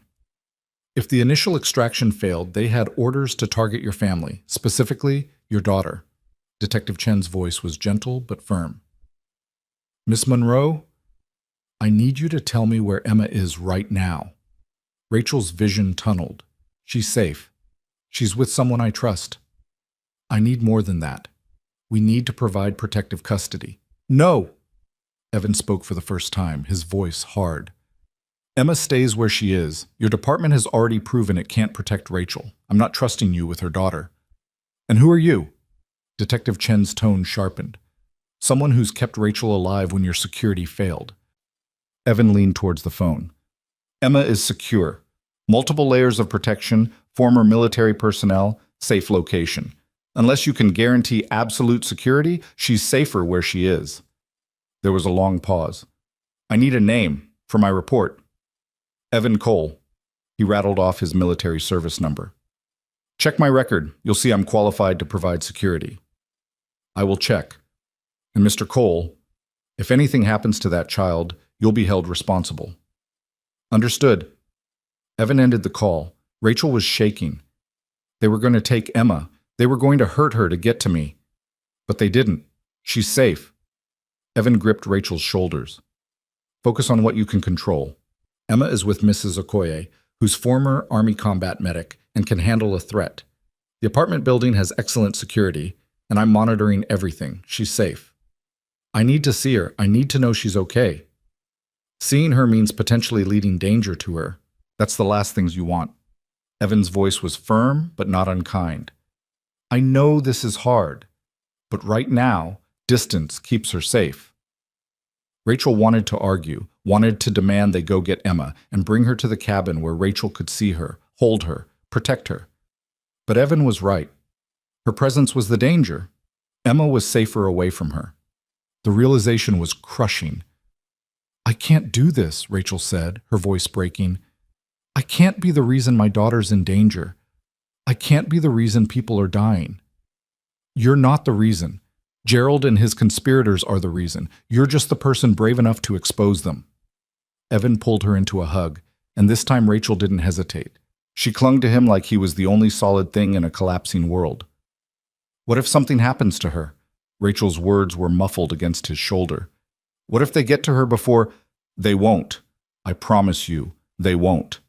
Evan's arms tightened. Mrs. Okoye has already been briefed. She's implementing additional protocols. Emma thinks it's a game, playing spy. She's happy, she's safe, and she doesn't know to be scared. She shouldn't have to play spy. She's 7 years old. She should be worrying about homework and birthday parties, not being targeted by criminals. I know, it's not fair. None of this is fair. Evan pulled back slightly, looked into Rachel's eyes. But we're going to end this. We're going to make sure Gerald and everyone involved face consequences. And then Emma goes back to being a normal kid with normal kid problems. How? How do we end this when we don't even know where Gerald is? We find him, and I know someone who can help. Evan moved to his laptop, pulled up an encrypted messaging system Rachel didn't recognize. He typed quickly, waited. 2 minutes later, a response came through. Evan read it, nodded. We have a meet. Tonight, 7 p.m., location to be determined. One of my old teammates from Task Force Griffin. He went private sector after getting out, runs a security consulting firm. He has resources I don't. You trust him? With my life, with Emma's life. Evan met her eyes. His name is Knox. He was my second in command, saw me through the worst of it. If anyone can track Gerald and the Castellan people, it's him. Rachel nodded slowly. Okay, we meet him. What do I need to do? Stay here. Stay safe. Let me handle the dangerous part. Absolutely not. Rachel's voice was firm. This is my fight, Evan. My company, my daughter, my responsibility. I'm not sitting on the sidelines while you risk yourself for me again. Rachel, no. You don't get to protect me from everything. I'm coming with you. She crossed her arms. Besides, Knox will want to hear about the Castellan evidence firsthand. I know those files better than you do. Evan looked like he wanted to argue, but something in Rachel's expression stopped him. Fine, but you follow my lead. If I say run, you run. If I say hide, you hide. No arguments, no hesitation. Agreed? Agreed. They spent the afternoon preparing. Evan made Rachel practice basic self-defense moves, showed her how to use the small handgun he insisted she carry. Rachel had never fired a weapon before, and the weight of it in her hands felt wrong, dangerous. I don't know if I can actually shoot someone, she admitted. You won't have to. I'll be there.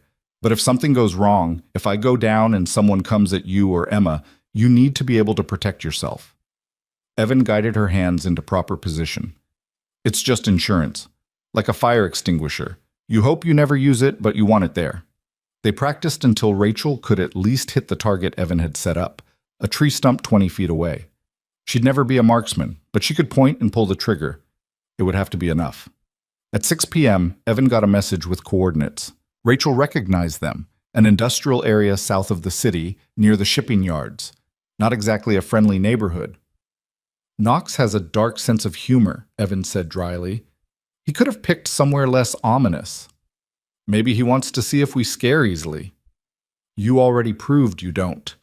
Evan checked his own weapons, secured them with practiced efficiency. Ready? Rachel took a breath. Thought about Emma, about her company, about everything she had to fight for. Ready. The drive took 45 minutes. Evan was silent, focused, checking mirrors constantly. Rachel watched the landscape change from forest to suburb to urban decay, her stomach knotting tighter with each mile. The meeting location was an abandoned warehouse, windows dark, graffiti covering the walls. A single vehicle was parked outside. Black SUV, windows tinted, engine running. That's Knox, Evan said. Stay close to me, don't wander. They got out of the 4Runner together. Rachel's hand drifted to the gun in her jacket pocket, and Evan gave her a look that said he'd noticed and approved. A man emerged from the SUV as they approached. He was maybe 6'2", broad-shouldered, with the same controlled awareness that Evan carried. Black, with close-cropped hair, and a scar running down his left cheek. His eyes were sharp, assessing Rachel like she was a potential threat. Cole, his voice was deep, warm. Figured you'd be dead by now, the way you drop off the grid. Knox, Evan clasped his hand, the greeting of old friends and comrades. Still ugly, I see. Still breathing, which is what counts. Knox turned to Rachel. You must be the ex-wife, the CEO worth killing for. Rachel Monroe. She offered her hand. Knox shook it firmly, his grip testing her. Knox Garrett. I served with Evan back when we were young and stupid. Now I'm just old and expensive. I appreciate you meeting us. Cole called in a marker. We don't leave our own hanging. Knox gestured to the warehouse. Come on, we can talk inside. I've swept it for surveillance, and I've got overwatch on the perimeter. Inside the warehouse was surprisingly clean. Knox had set up a temporary command center, laptops, monitors, communication equipment. A woman was working at one of the computers, blonde, late 20s, competent looking. That's Reeves, Knox said, my tech specialist, best hacker I've ever worked with, and I've worked with plenty. Reeves glanced up, nodded at Rachel and Evan, then returned to her screen. I briefed her on your situation, Knox continued. She's been tracking Gerald Vance since he left your building this morning. Found him about an hour ago. Rachel stepped forward. Where is he? Safe house in Redmond. Castellan Industries owns it through a shell company. He's not alone. Looks like 3 other individuals with him, all matching profiles of the same organization that sent the team after you. Knox pulled up surveillance photos on one of the monitors. They're planning something. Lots of activity, weapons being moved in, vehicles coming and going. Evan studied the photos. They're preparing for an assault. Question is, against who? My guess, they're coming after you. Knox looked at Rachel. Gerald knows you have the evidence, knows you've probably already shared it with law enforcement.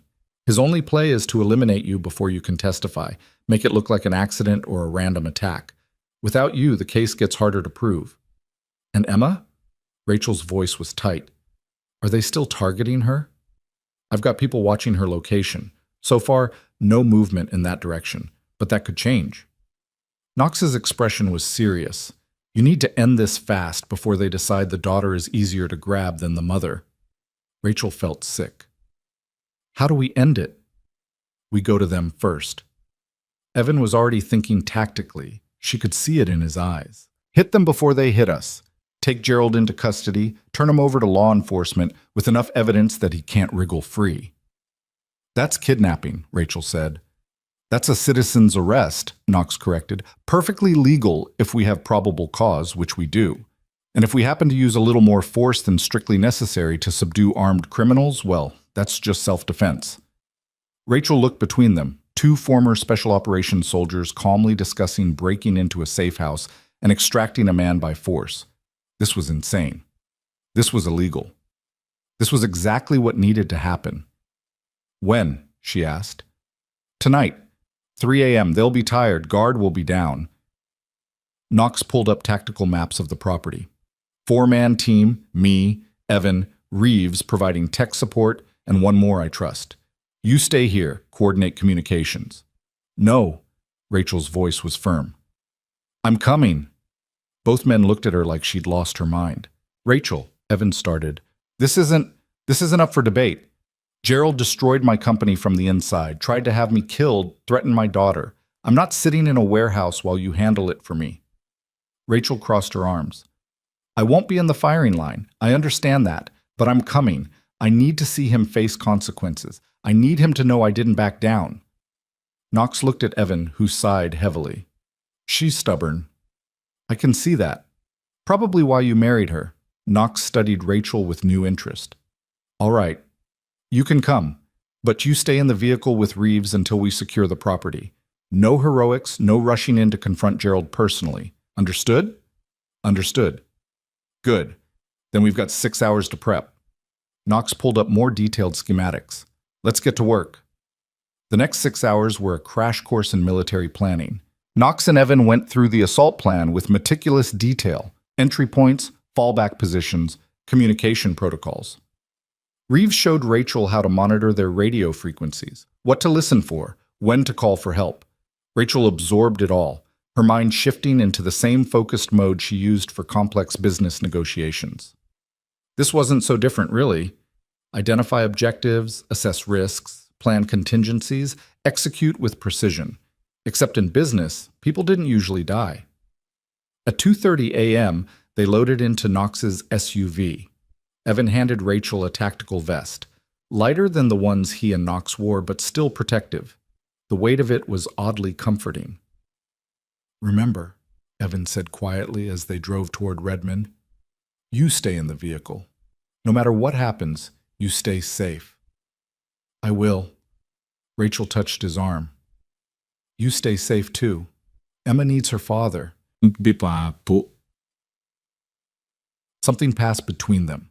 Understanding, trust, the acknowledgement of everything they'd survived together in the past 4 days. Evan covered her hand with his, squeezed once, then turned back to his tactical preparations.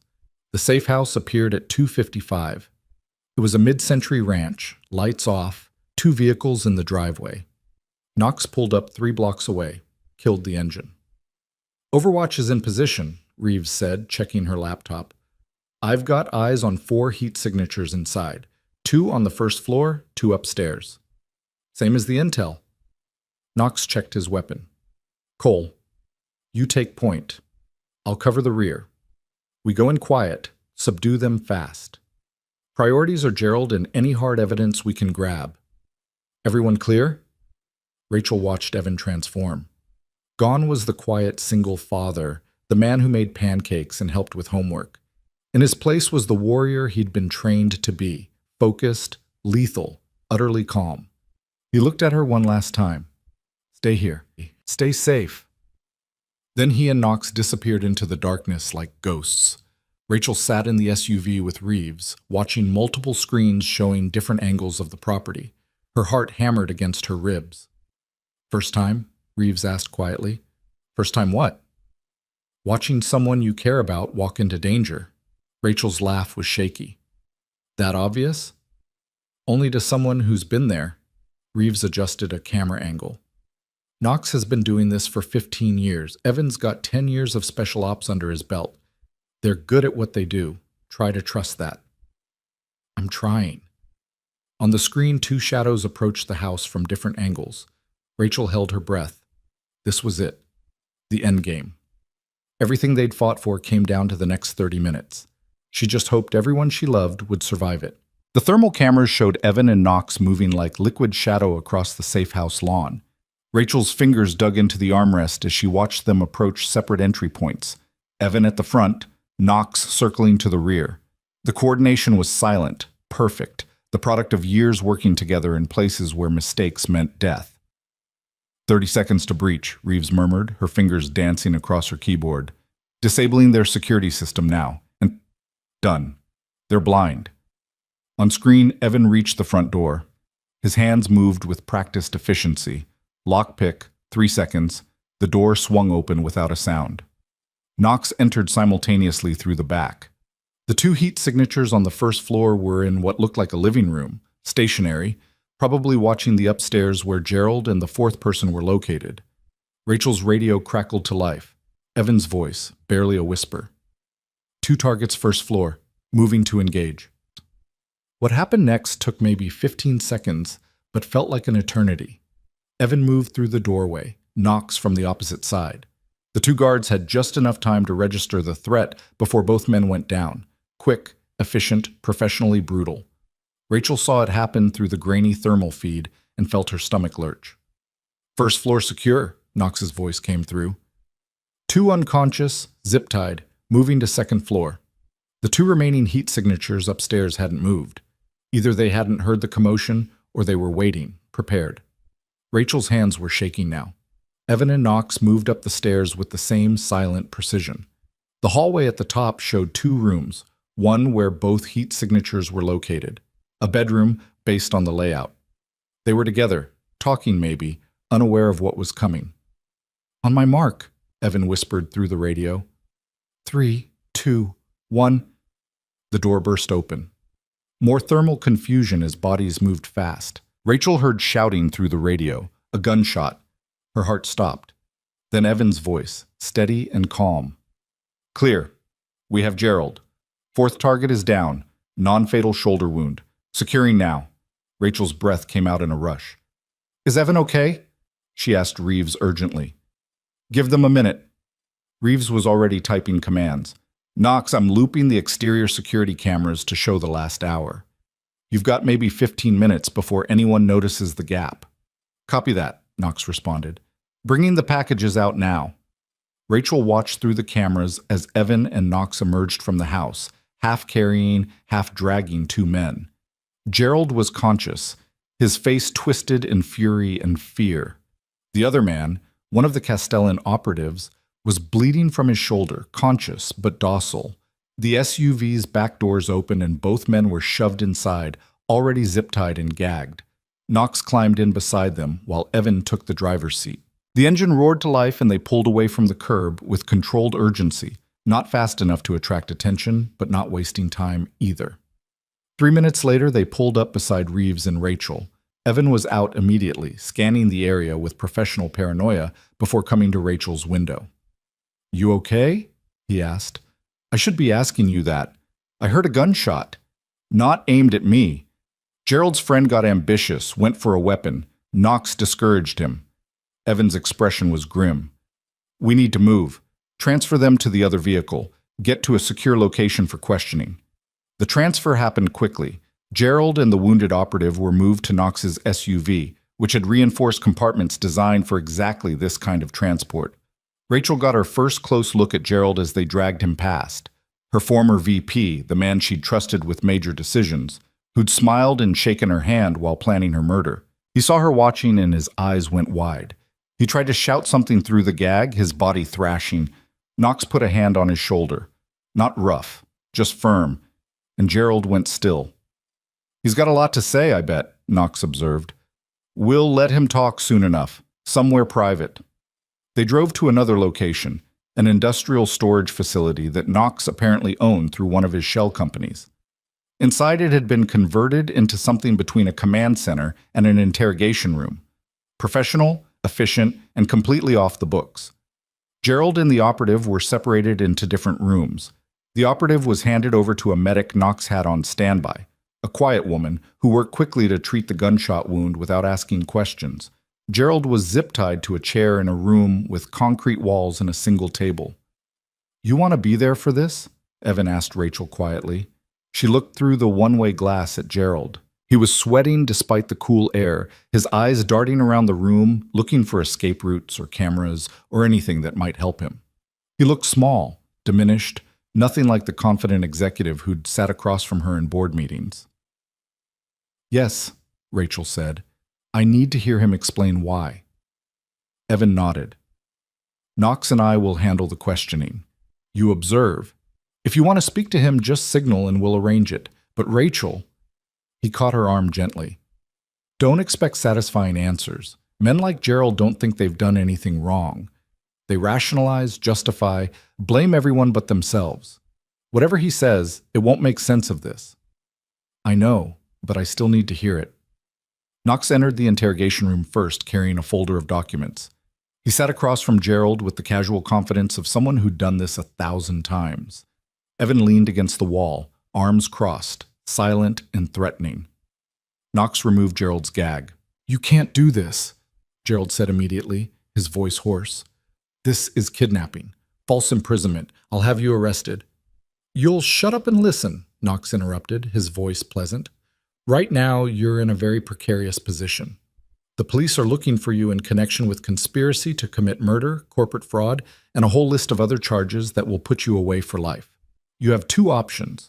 Option 1, you cooperate with us, answer our questions, and we turn you over to the FBI with a recommendation for leniency based on your cooperation. Option 2, you stay difficult, and we dump you on the police doorstep with all the evidence and none of the goodwill. I want a lawyer. You're not under arrest, you're having a conversation." Knox opened the folder, pulled out bank statements. "Let's start simple. These offshore accounts. $40 million in payments from Castellan Industries. What were those for?" Gerald's jaw worked. "I'm not saying anything without legal representation." "Fair enough." Knox pulled out another document. "Then let me tell you what we already know. Castellan approached you 18 months ago with a proposal. They wanted access to Monroe Technologies' hospital software and client database. In exchange, they'd pay you Thomas Reeves, and Catherine Park substantial sums. You agreed. You spent the next year laying groundwork for the merger, falsifying due diligence reports, undermining Rachel's security protocols. Knox's voice hardened. Then Rachel started asking questions that threatened to expose the whole operation. So you escalated. You arranged for her to be kidnapped and killed. When that failed, you planned a second attempt. Is any of this inaccurate? Gerald said nothing, but his expression confirmed everything. Here's what I don't understand, Knox continued, leaning forward. You were already successful. VP of a major tech company, six-figure salary, stock options, respect. Why throw it all away for money you didn't even need? You don't understand anything. Gerald's voice was bitter. I built that company as much as Rachel did. I worked 18-hour days, sacrificed my health, my marriage, everything. And what did I get? A salary, stock options that barely vested. While Rachel became a celebrity CEO, got the magazine covers, the speaking engagements, the credit for every success. So this was about ego, Evan said quietly from his position against the wall. You were jealous. I was realistic. Gerald turned to face him. Rachel's brilliant, I'll give her that, but she's also ruthless. She takes all the credit and none of the blame. She built her empire on other people's work and convinced herself she did it alone. I just wanted my fair share. Your fair share was $40 million in blood money, Rachel said, stepping into the room. She couldn't stay silent anymore. Gerald's face paled when he saw her. Rachel, don't. Her voice was ice. You tried to have me killed. You threatened my daughter. You betrayed 73 employees who trusted you, who depended on the company we built. And you're sitting here justifying it because you felt underappreciated? You don't know what it was like, Gerald said, something desperate creeping into his voice. Standing in your shadow, watching you get everything while I did the real work. I gave you every opportunity. Rachel's hands were shaking with fury. I promoted you. I trusted you with major decisions. I made you VP because I believed in your abilities. And this is how you repay that? You made me VP because you needed someone to handle the boring parts while you played visionary. Gerald's bitterness was corrosive. You never saw me as an equal. No one did. I was just Gerald, the operations guy, the one who made things work behind the scenes while you took the bows. So you allied with criminals. You sold out everything we built together. You tried to murder me.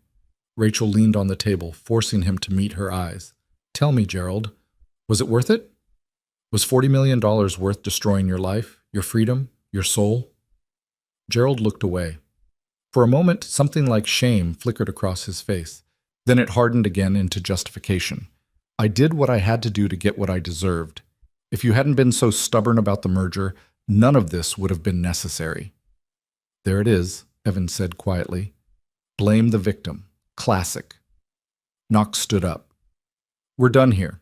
Mr. Vance, you'll be transferred to federal custody within the hour. I suggest you use that time to think very carefully about whether you want to cooperate with prosecutors or spend the next 30 years learning what it's really like to live in someone's shadow.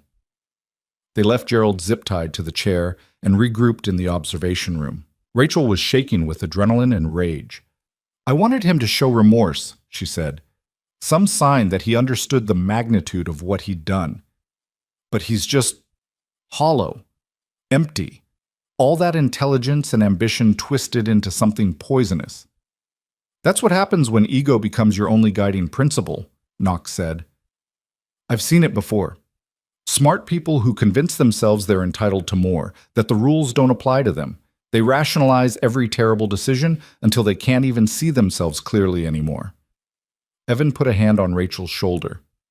You gave him every chance. He made his choices. This is on him, not you. I know, but I still feel responsible. I hired him. I promoted him. I didn't see what he was becoming. You can't be expected to read minds, Knox said. You ran a company, not a surveillance state.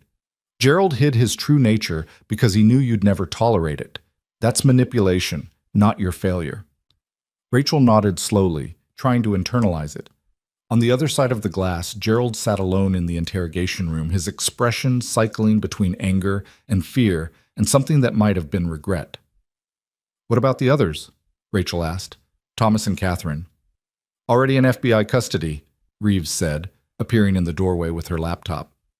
They were picked up 3 hours ago at their homes. Both lawyered up immediately, but the evidence is overwhelming. They'll likely take plea deals, testify against Castellan in exchange for reduced sentences. And Castellan itself? Federal raid happening as we speak. The FBI coordinated with Interpol. They're hitting Castellan locations in 6 countries simultaneously. Reeves pulled up news feeds showing law enforcement vehicles surrounding office buildings. Your evidence provided the foundation for the case. Without what you uncovered, this would have taken years. Maybe never happened at all. Rachel watched the raids play out on screen. On some level, she knew she should feel victorious. She'd exposed corruption, protected her company, ensured justice was served, but mostly she just felt exhausted. The operative we captured, Evan said. Has he talked? Singing like a canary once the medic told him the shoulder wound was superficial. Knox grinned without humor. Gave us names, locations, the whole organizational structure. Turns out Castellan has been doing this for years, targeting mid-sized tech companies, infiltrating them, stealing data. Monroe Technologies was just their biggest target yet. How many companies did they compromise? At least 15 that we know of. Could be more. Knox closed the folder. This is going to be a massive investigation. Federal prosecutors are going to want extensive testimony from you, Rachel. This will dominate your life for months, maybe years. The weight of it settled over Rachel like a physical thing. More testimonies, more depositions, more reliving the worst week of her life over and over for courts and lawyers and juries. I'll do whatever's necessary, she said. These people need to face consequences. They will. You made sure of that. Evan checked his watch. It's almost 5 a.m. The FBI will be here in 30 minutes to take custody of Gerald. We should brief them on what he said. The next hour was a blur of federal agents, evidence transfers, preliminary statements. Special Agent Marcus Williams took lead on the case, a man in his 40s with the tired eyes of someone who'd seen too much corruption. He listened to Rachel's account with careful attention, asked pointed questions, and promised a full investigation. Ms. Monroe, he said as his team was loading Gerald into a transport vehicle, what you did took remarkable courage. Most people in your position would have tried to handle this quietly, protect their reputation at all costs. You chose to expose the truth even though you knew it would damage your company's image. That matters. I just wanted to do the right thing, Rachel said. That's rarer than you'd think. Williams handed her his card. We'll need you to come in for a formal deposition next week, but for now, go home. Rest. You've earned it. Home. The word felt strange. Rachel didn't have a home anymore. Not really. Her penthouse felt like a monument to loneliness. The apartment she'd shared with Evan was long gone. Home was supposed to be a place of safety and belonging, and she wasn't sure she had that anymore. Evan must have seen something in her expression. Come on, he said quietly. Let's get you back to Emma. I think you both need to see each other.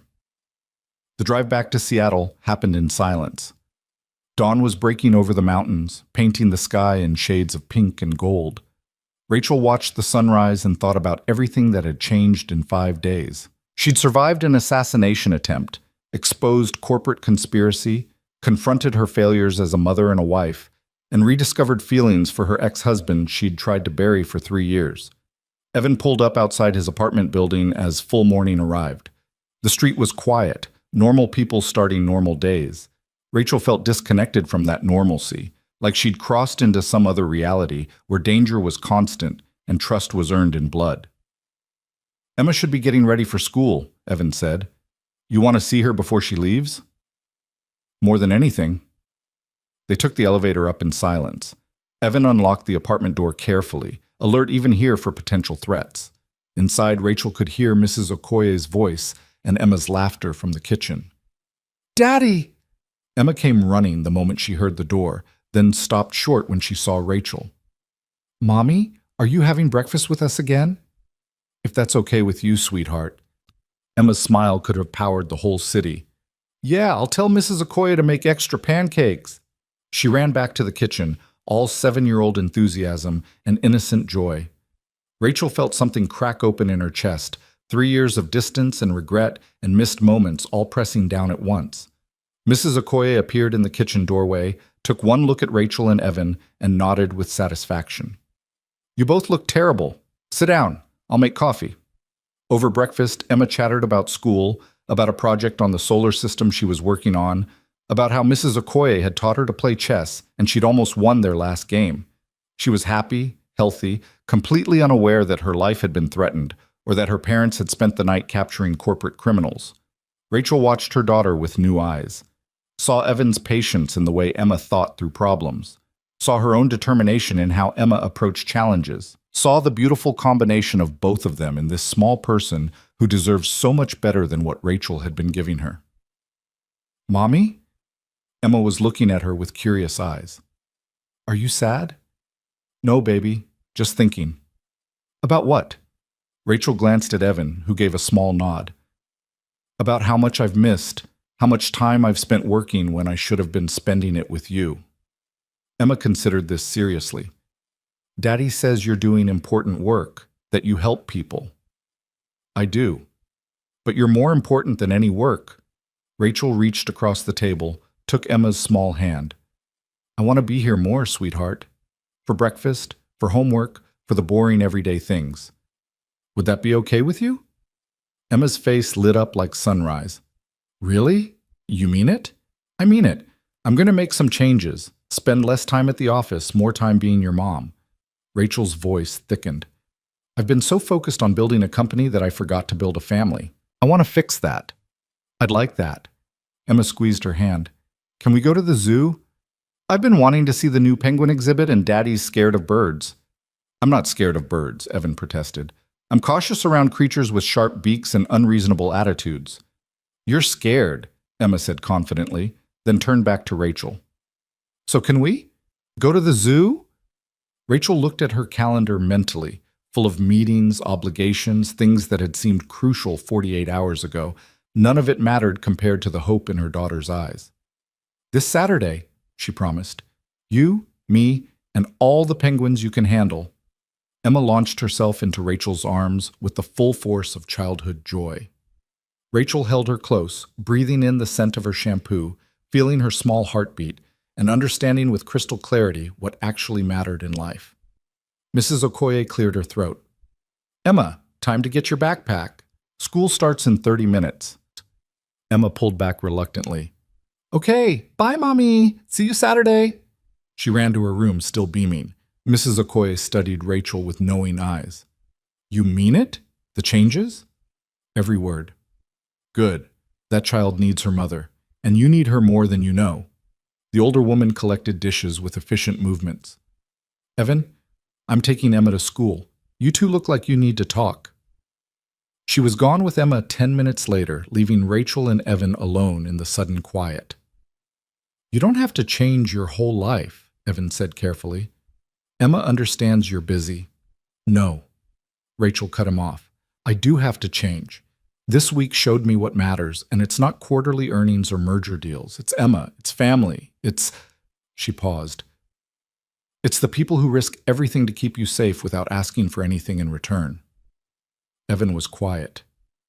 "Rachel, let me finish." She stood, moved closer to him.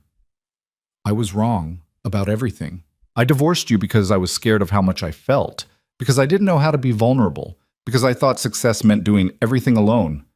I convinced myself you were holding me back when really you were the only thing keeping me grounded. You built something incredible. I built an empire and lost a kingdom." Rachel's voice broke. "I had love, family, belonging, and I threw it away for boardrooms and profit margins. I watched my daughter grow up through scheduled visits twice a month. I pushed away the best man I've ever known because I was too proud to admit I needed him." Evan's expression was unreadable. "What are you saying?" "I'm saying I was wrong. I'm saying I'm sorry. I'm saying—" Rachel took a shaky breath. "I'm saying I never stopped loving you. I just forgot how to let myself feel it." The silence stretched between them. Evan's eyes were wet, his jaw tight with emotion he was trying to control. "Rachel," he said finally, his voice rough, "I've spent 3 years watching you from a distance, protecting you, making sure you were safe, telling myself it was enough just to know you were alive and successful. But it wasn't enough. Every time I saw you with Emma, every time you smiled at something she said, I wanted to be part of that. Not as the ex-husband on the sidelines, as your partner, your equal. You are my equal. You always were. I just couldn't see it. Rachel stepped closer. I know I don't deserve another chance. I know I hurt you, pushed you away, wasted years we could have spent together. But if you're willing, if you can forgive me, I want to try again. For real this time. No running, no hiding behind work, no letting fear make my decisions. Evan closed the distance between them, cupped her face in his hands. I forgave you the day you asked for the divorce. I understood why you left, even if it broke me. And I've been waiting 3 years for you to find your way back. I found it, Rachel whispered. I'm here. I'm finally here. He kissed her then, soft, gentle, full of 3 years of longing and loss and hope. Rachel melted into it, into him, into the feeling of finally coming home to a place she'd abandoned out of fear. When they pulled apart, both were crying. I don't know how to do this, Rachel admitted. How to be a wife and a mother and a CEO all at once. I failed at the balance before. Then we figure it out together. Not you alone, not me supporting from the shadows. Together, as partners. Evan wiped her tears with his thumb. And if we fail, we try again. That's what family does. Family, Rachel tested the word. I like the sound of that. Good, because you're stuck with us now. Evan's smile was soft. Fair warning, Emma's going to want you at every school event, every parent-teacher conference, every birthday party. She's been saving up requests for 3 years. I'll be there for all of it, I promise. Rachel meant it with everything she had. They spent the rest of the morning talking through logistics, making plans, figuring out how to rebuild what they'd lost. Rachel would step back from day-to-day operations at Monroe Technologies, hire a COO to handle the administrative work, while she focused on strategy and vision. She'd work from home 2 days a week, be present for Emma's school drop-offs and pickups. She and Evan would try dating again, properly this time, with honesty and communication and the hard work that real relationships required. It wouldn't be easy. Rachel knew that. She had ingrained habits of prioritizing work over everything else, of hiding behind professional success instead of facing personal vulnerability. Evan had his own damage, guilt from his military service, a tendency to sacrifice himself for others, the belief that he had to earn love through protection rather than simply accepting it as freely given. But they'd start. They'd try. And maybe with time and effort and grace, they'd build something better than what they'd had before. Around noon, Rachel's phone buzzed, Jennifer calling the burner number. Ms. Monroe, I hope I'm not disturbing you, but the board wants to schedule a meeting. They're discussing the transition plan, how to handle the media coverage of the arrests. They'd like your input. Rachel looked at Evan, who nodded. Tell them I'll be available by video conference tomorrow afternoon. And Jennifer? Start drafting a press release. Monroe Technologies is cooperating fully with federal investigators, we're implementing new oversight measures, and we're committed to complete transparency. I want the world to know we're choosing integrity over image. I'll get started right away. And Miss Monroe, I'm glad you're safe. We all are. Thank you, Jennifer. I'll see you soon. She ended the call and felt the weight of responsibility settle back onto her shoulders. But it felt different now, not crushing, but purposeful.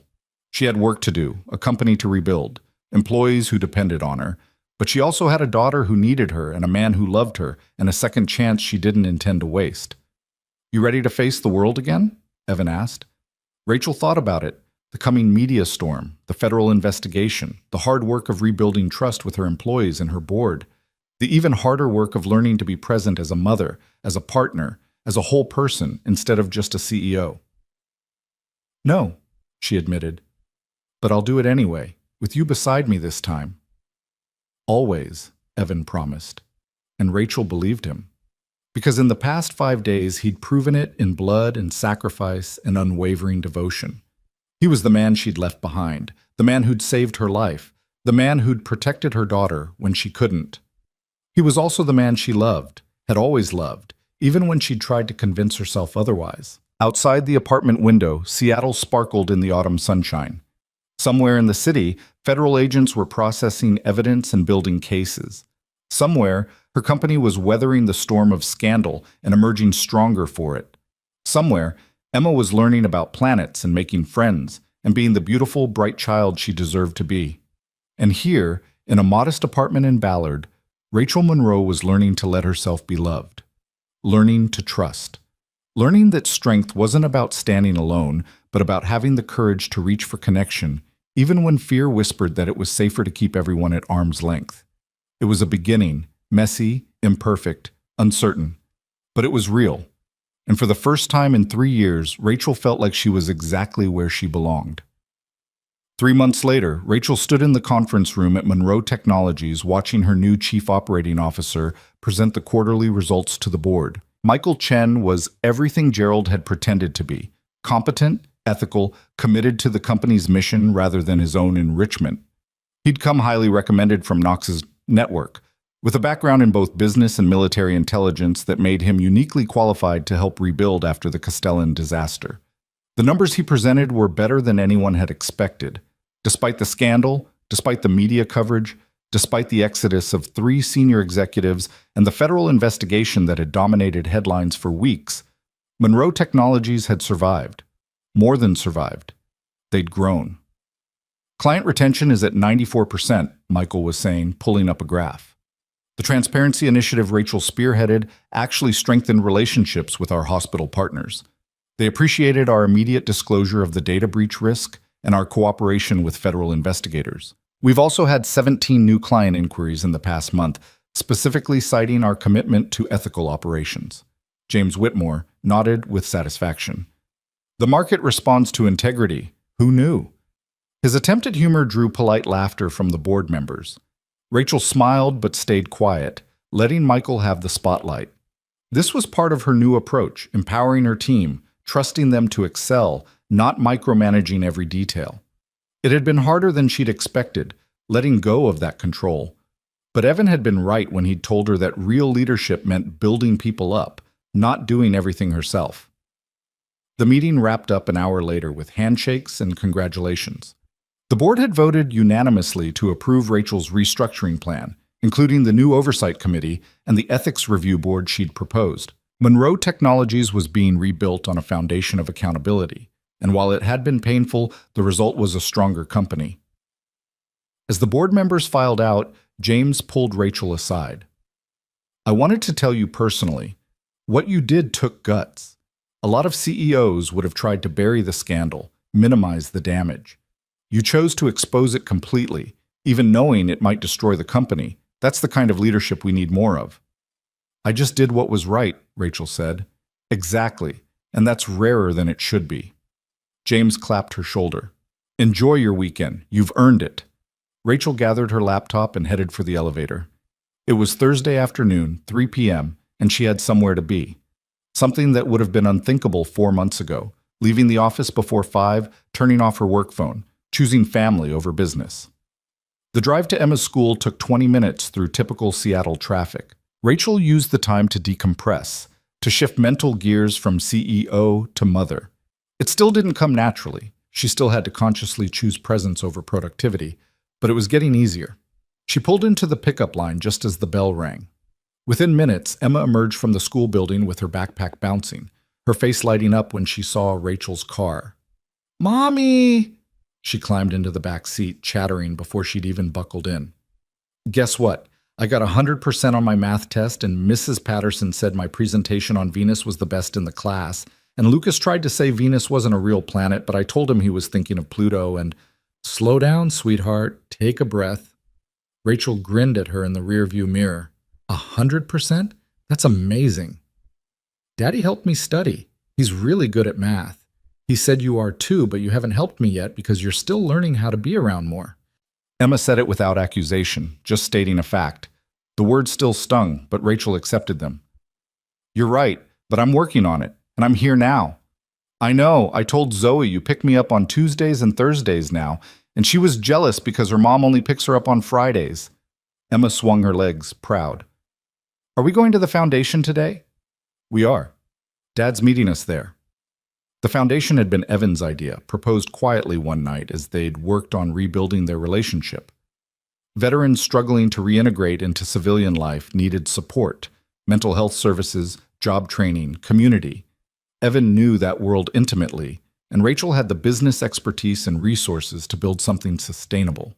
Together, they'd created the Cole Monroe Foundation, dedicated to helping former service members find purpose and belonging after leaving the military. It had launched 6 weeks ago in a modest building in South Seattle. Already they'd helped 23 veterans, connecting them with therapists, job opportunities, housing assistance. Evan ran the day-to-day operations while Rachel handled fundraising and strategic planning. It was their joint project, built on shared values and mutual respect.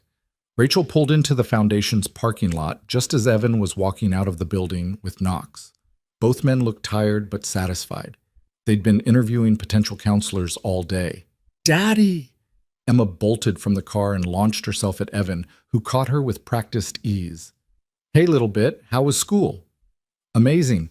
I got 100 on my math test." "Of course you did. You're a genius." Evan set her down and nodded to Rachel.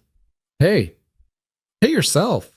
Rachel kissed him lightly, still getting used to the casual intimacy of it. They were taking things slow, rebuilding trust and connection. They hadn't moved back in together yet. Rachel was still in her penthouse, though she spent most nights at Evan's apartment. They were dating, learning each other again, doing it right this time. Knox grinned at them.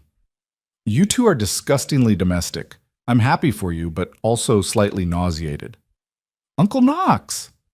Emma had adopted Knox as honorary family, much to his delight. "Are you coming to dinner?" "Can't tonight, kiddo. I've got a meeting with a potential client. But I'll see you Sunday for the barbecue, right?" "Right. Mommy's making dessert. She says she's not good at it, but she's trying." "That's the spirit. Nothing says love like potentially inedible baked goods." Knox winked at Rachel. "I'll bring antacids." He left with a wave, climbing into his SUV. Evan watched him go with affection. "He's been invaluable with the foundation, connected us with half our counselors, provided security consulting for free." "He's a good friend," Rachel agreed, "and he seems happy. I heard he's seen someone." "Reeves, actually. They're trying to keep it quiet, but they're terrible at it." Evan's smile was warm. Turns out surviving criminal conspiracies together is a bonding experience. They headed inside the foundation building, Emma running ahead to the community room where they'd set up books and games for veterans' children. The space was simple but welcoming. Comfortable furniture, warm lighting, walls painted in calming blues and greens. Several veterans were there already, some in the counseling rooms, others in the common area talking or reading. One of them, a younger man named David who'd served in Afghanistan, waved at Evan. "Cole, got a minute?" "Always." "Emma, stay with Mom, okay?" "Okay, Daddy." Evan disappeared into one of the offices with David. Rachel watched him go, seeing clearly now what she'd missed during their marriage. Evan came alive here, working with people who understood his experiences, who carried the same burdens. He was patient, empathetic, quietly brilliant at reading what people needed. He'd found his purpose, and it was beautiful to witness. "Mommy, can I show you my drawing?" Emma tugged at her sleeve. "Of course, baby." They sat together at one of the tables while Emma pulled out her art folder from her backpack. Inside were dozens of drawings, families, houses, planets, animals. One caught Rachel's attention. It showed 3 figures labeled Mommy, Daddy, and Emma, all holding hands, all smiling. No distance between them this time. "When did you draw this?" Rachel asked, her throat tight. "Last week. It's how we are now." Emma studied her work critically. "I made you too tall. You're not that tall." "I think it's perfect." Rachel hugged her daughter close. "Can I keep it?" "Really? You want to keep my drawing?" "I want to keep all your drawings. Every single one." Rachel pulled back to look at Emma's face. "You're the most important thing in my life, sweetheart. More important than work. More important than anything. I need you to know that." Emma's smile was radiant. "I know, Mommy. You tell me all the time now. And you're here. That's what matters." Simple wisdom from a 7-year-old. Rachel marveled at it, at how children could forgive so easily when adults showed up and tried. Evan returned 20 minutes later, looking thoughtful. "David's doing better. He got a job offer. Thinks he's ready to take it. We talked through his concerns about whether he can handle the structure, the routine. I think he'll be okay." That's wonderful, Rachel said. How many veterans have we placed in jobs now? 14, with more in the pipeline. Evan sat beside them, looked at Emma's drawing. That's really good. Em, is that us? Yep, we're a family again. Emma said it with such certainty that both adults felt it like a weight and a gift. Yeah, Evan said softly, meeting Rachel's eyes. We are. They stayed at the foundation another hour, helping where they could, talking with veterans and their families, being present. When they finally left, the sun was setting over Seattle, painting the sky in golds and purples. Pizza for dinner? Evan suggested as they walked to their cars. Pizza sounds perfect. Rachel buckled Emma into her car seat. Your place or mine? It was a joke. They both knew she'd end up at his apartment. She always did now. The penthouse felt cold and empty, a monument to the life she'd built alone. Evan's apartment, small and crowded with Emma's things, felt like home. Over pizza at the kitchen table that was too small for 3 people, Emma told them about the solar system presentation in exhaustive detail. Rachel listened with complete attention, asking questions, showing genuine interest. Evan watched them both with quiet contentment, occasionally interjecting with his own questions or teasing Emma about her fierce defense of Venus as a superior planet. After dinner, Emma retreated to her room to read before bed. Evan and Rachel cleaned up together in comfortable silence, their movements synchronized from weeks of practice. I have to testify next week, Rachel said quietly, drying a plate. The Castellan trial. They need my testimony about the merger discussions, the evidence I uncovered. I know, I'm testifying too about the kidnapping attempt. Evan handed her another plate. You nervous? Terrified. I'll be under oath, cross-examined, picked apart by defense attorneys trying to discredit everything I say. Rachel set the plate down carefully. What if I mess up? What if I say something that helps their case instead of hurting it? You'll be fine.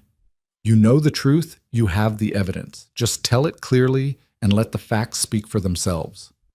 Evan's hand covered hers, and I'll be there, in the courtroom. You won't be alone. Rachel interlaced their fingers. Thank you. For everything. For saving my life, for protecting Emma, for giving me another chance when I didn't deserve it. You deserve it. You deserve happiness, love, all of it. Evan pulled her close. And I'm selfish enough to want to be the one who gives it to you. Selfish, Rachel laughed against his chest. You're the least selfish person I've ever met. You spent 3 years protecting me without asking for anything. I asked for plenty, I just asked it quietly, in ways you couldn't hear. Evan's voice was soft.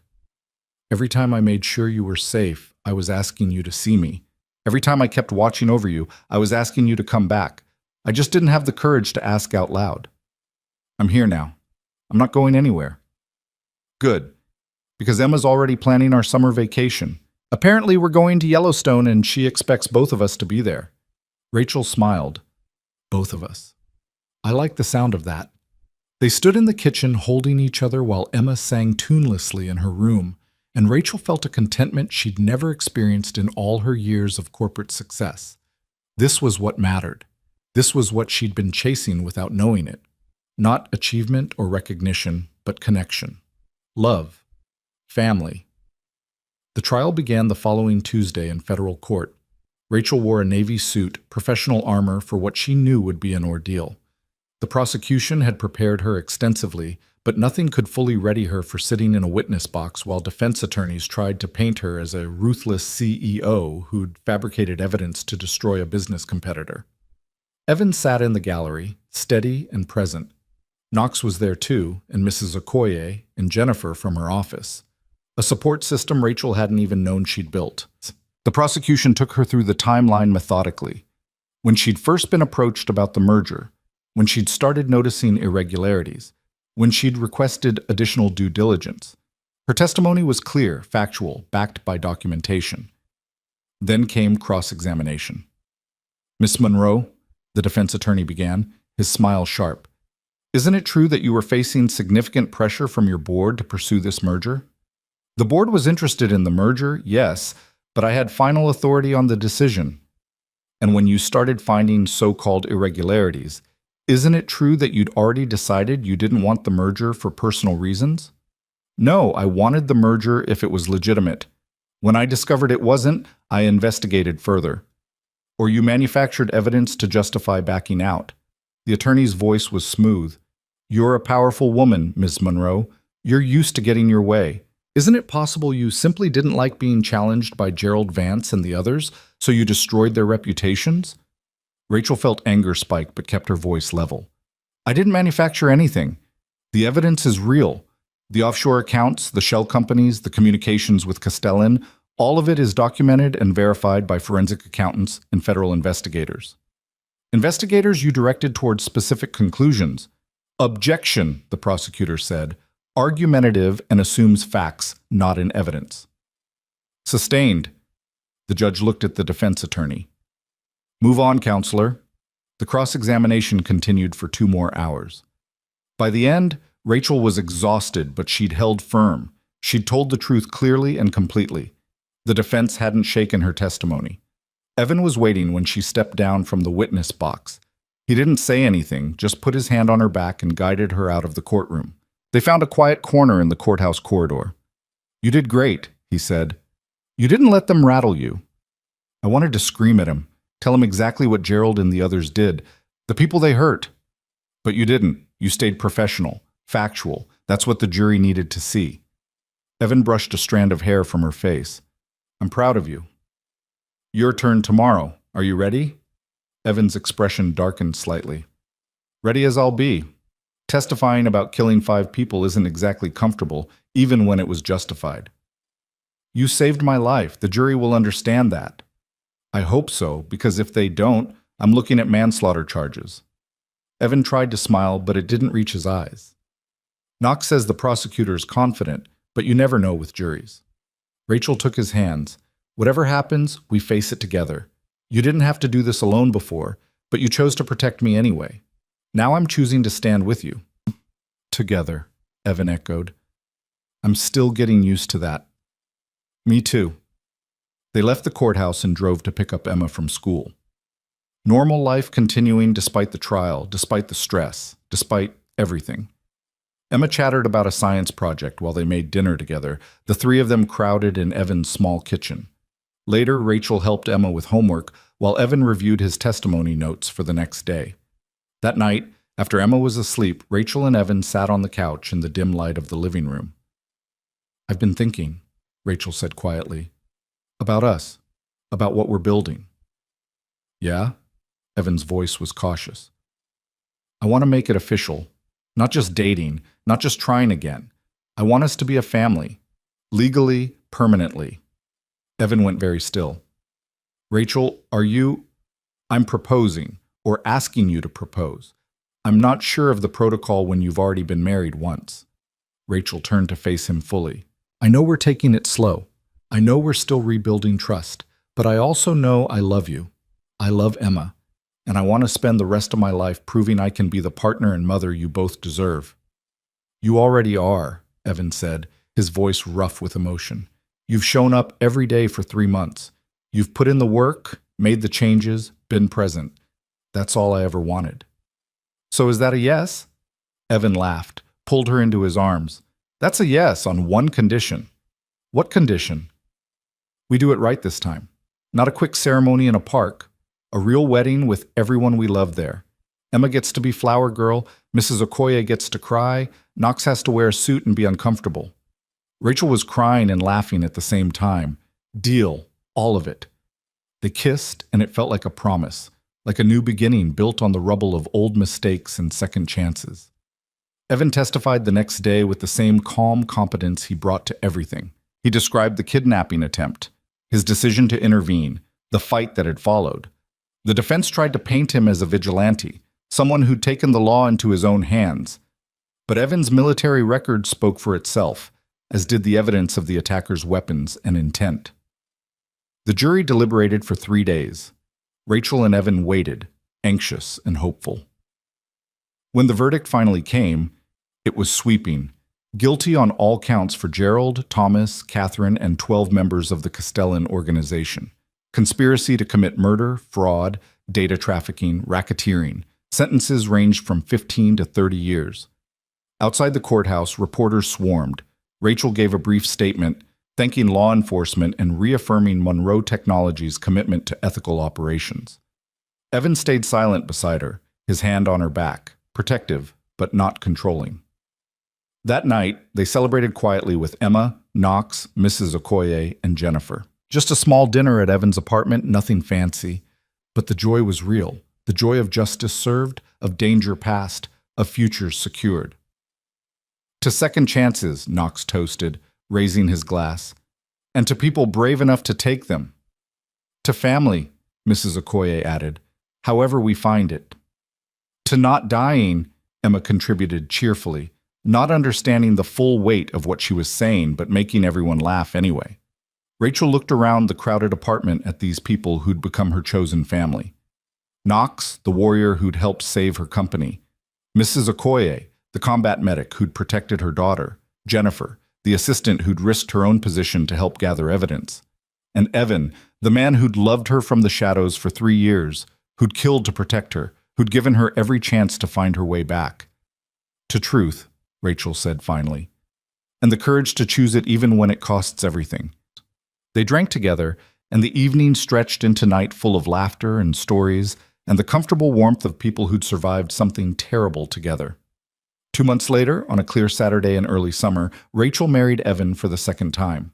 The ceremony was held at Discovery Park overlooking the Sound, with 60 people in attendance, friends, colleagues, veterans from the foundation, Emma's entire second-grade class. Emma wore a white dress and took her role as flower girl with utmost seriousness, scattering petals with precise determination. Rachel wore a simple ivory dress, elegant but not ostentatious. Evan wore a suit Knox had forced him into, looking uncomfortable and handsome in equal measure. When they exchanged vows, Rachel spoke from the heart about second chances and hard-earned wisdom and choosing love over fear. Evan spoke about the girl who'd saved his life twice, once when she was 15 and called 911, and again when she'd let him back into her heart despite every reason not to. There wasn't a dry eye in attendance. The reception was joyful chaos. Emma danced with Knox, who pretended to be a terrible dancer to make her laugh. Mrs. Okoye gave a toast that was equal parts touching and hilarious. Jennifer caught the bouquet and looked terrified about it. The veterans from the foundation formed an honor guard, and several told Rachel privately how much the foundation had changed their lives. As the sun set over the water, Rachel and Evan slipped away from the crowd for a moment of quiet. They stood at the edge of the bluff watching the sky turn gold and pink, his arms around her waist, her back against his chest. "No regrets?" Evan asked softly. "Not a single one." Rachel turned in his arms to face him. 3 years ago, I thought success meant building an empire alone. I thought strength meant not needing anyone. I was so wrong about everything. You built something incredible. You still are. We're building something incredible, together. Rachel smiled. Monroe Technologies is stronger because I learned to delegate, to trust my team. The foundation is helping people because we combined our strengths. Emma is thriving because she has both her parents present and committed. None of that happens if I keep trying to do everything alone. So what you're saying is, I make you better. Evan's grin was teasing. You make me whole. There's a difference. Rachel kissed him softly. I was a brilliant fragment before. Now I'm a complete person who happens to also be brilliant. It's an upgrade. Modest too. One of my best qualities. They laughed together as the sun disappeared below the horizon. Behind them, the reception continued with music and dancing and joy. Emma's laughter rang out clear and bright, the sound of a child who felt completely secure in her parents' love. This was the life Rachel had almost missed. This was what she'd been running from when she'd asked for the divorce, when she'd convinced herself that love was a distraction from success. She'd been chasing worth in all the wrong places, measuring her value in profit margins and board approvals instead of in connection and presence and the courage to be vulnerable. She'd thought Evan was ordinary, forgettable, not enough. She'd been catastrophically wrong. He was extraordinary in the ways that actually mattered, loyal, brave, selfless, committed to protecting the people he loved even when it cost him everything. He'd spent 3 years in the shadows keeping her safe, and when she'd finally seen him clearly, He'd welcomed her back without hesitation or resentment. That was the kind of love worth building a life around. "Ready to go back?" Evan asked, gesturing toward the reception. "In a minute. I want to remember this. All of it." Rachel looked at the water, the sky, the man beside her. The moment when everything finally made sense. Everything makes sense? Almost everything. I'm still figuring out how to balance work and family. Still learning to be present instead of productive. Still working on trusting that love doesn't require perfection. Rachel smiled. "But I'm trying, and I have you to call me out when I slip back into old patterns." "Oh, I'll call you out. Emma too. We're a team now." Evan took her hand. "Come on, Mrs. Cole. Our daughter's probably teaching Knox inappropriate playground songs, and someone needs to intervene." They walked back to the reception hand in hand. Emma saw them coming and ran over, grabbing both their hands. "Dance with me," she demanded. "Both of you." They danced together under the string lights, the three of them. A family rebuilt from broken pieces and second chances. Around them, friends and loved ones celebrated not just a wedding, but a restoration, of trust, of hope, of the belief that it's never too late to choose differently. Later, after the reception ended and Emma had fallen asleep in the car on the way home, Rachel and Evan sat on the couch in their apartment now since Rachel had officially moved in the week before. The place was crowded with her things and Emma's toys and the comfortable clutter of actual lived-in space. "I kept something," Evan said quietly, pulling a folder from a drawer. "From before. I probably should have thrown it away, but I couldn't." He handed Rachel the folder. Inside was the photograph from their first wedding, the one that had hung on his cabin wall, showing them laughing together, young and hopeful and unaware of the pain that was coming. "We look so happy," Rachel said, studying their younger faces. "We were happy. For a while." Evan sat beside her. "I used to look at this and wonder what I did wrong, where I failed, how I could have been enough to make you stay." "You didn't fail. I did. I failed to see what I had, failed to fight for it." Rachel set the photo down carefully. "But we get to write a different ending now. Not a fairy tale where everything's perfect, but something real, something earned. Something worth protecting," Evan added. "Always worth protecting." They sat together in the quiet apartment while Emma slept peacefully in her room, and Rachel understood with perfect clarity that this was success. Not the company, or the money, or the recognition. This, love and family, and the daily choice to show up and try and be better than yesterday. The road ahead wouldn't be easy. Rachel knew that. She'd still have moments of falling back into workaholism, of prioritizing achievement over presence. Evan would still carry guilt from his military service, still wake up some nights ready for threats that didn't exist.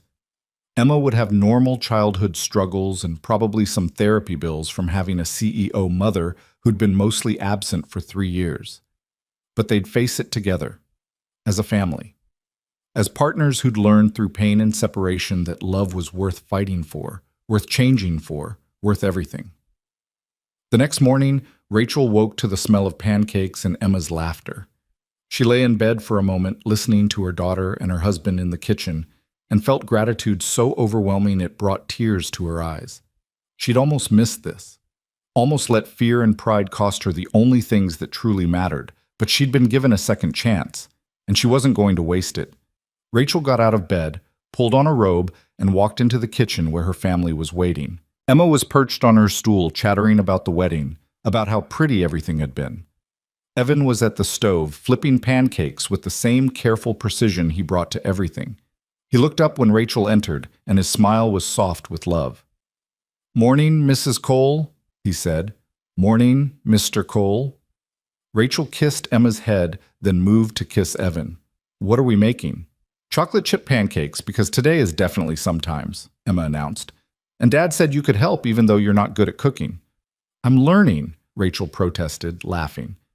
"You're learning," Evan agreed, handing her a spatula. "And that's what matters." So Rachel helped make breakfast with her family in their crowded kitchen, and she wasn't perfect at it, and some of the pancakes burned, and Emma ate too many chocolate chips straight from the bag. It was messy and chaotic and absolutely ordinary, and it was everything. This was the life Rachel Monroe had almost lost, This was what she'd found again on the other side of fear and failure and devastating honesty about her own mistakes. Not a perfect life, but a real one. Not a fairy tale ending, but something better. A hard-earned beginning built on truth, accountability, and the courageous choice to try again. She'd been a CEO who'd lost her way, chasing success while missing the point entirely. She'd been a wife who'd run from love because vulnerability felt too dangerous. She'd been a mother who'd scheduled her daughter like a business meeting and wondered why connection felt impossible. But she'd changed. She was changing. Every day she chose presence over productivity. Every day she chose family over empire. Every day she proved to Evan and Emma and herself that people could learn, grow, become better versions of themselves. And every day she was grateful for the man who'd loved her from the shadows for 3 years, who'd killed to protect her, who'd given her chance after chance to find her way back. The man she'd once dismissed as ordinary who turned out to be the most extraordinary person she'd ever known. Evan Cole had saved her life twice, once from armed mercenaries and once from a life of hollow achievement and profound loneliness. And Rachel Monroe had finally learned what it meant to be saved, to be loved, to be whole. The pancakes were ready, the coffee was brewing, Emma was laughing at something ridiculous, and Rachel was exactly where she belonged. Home.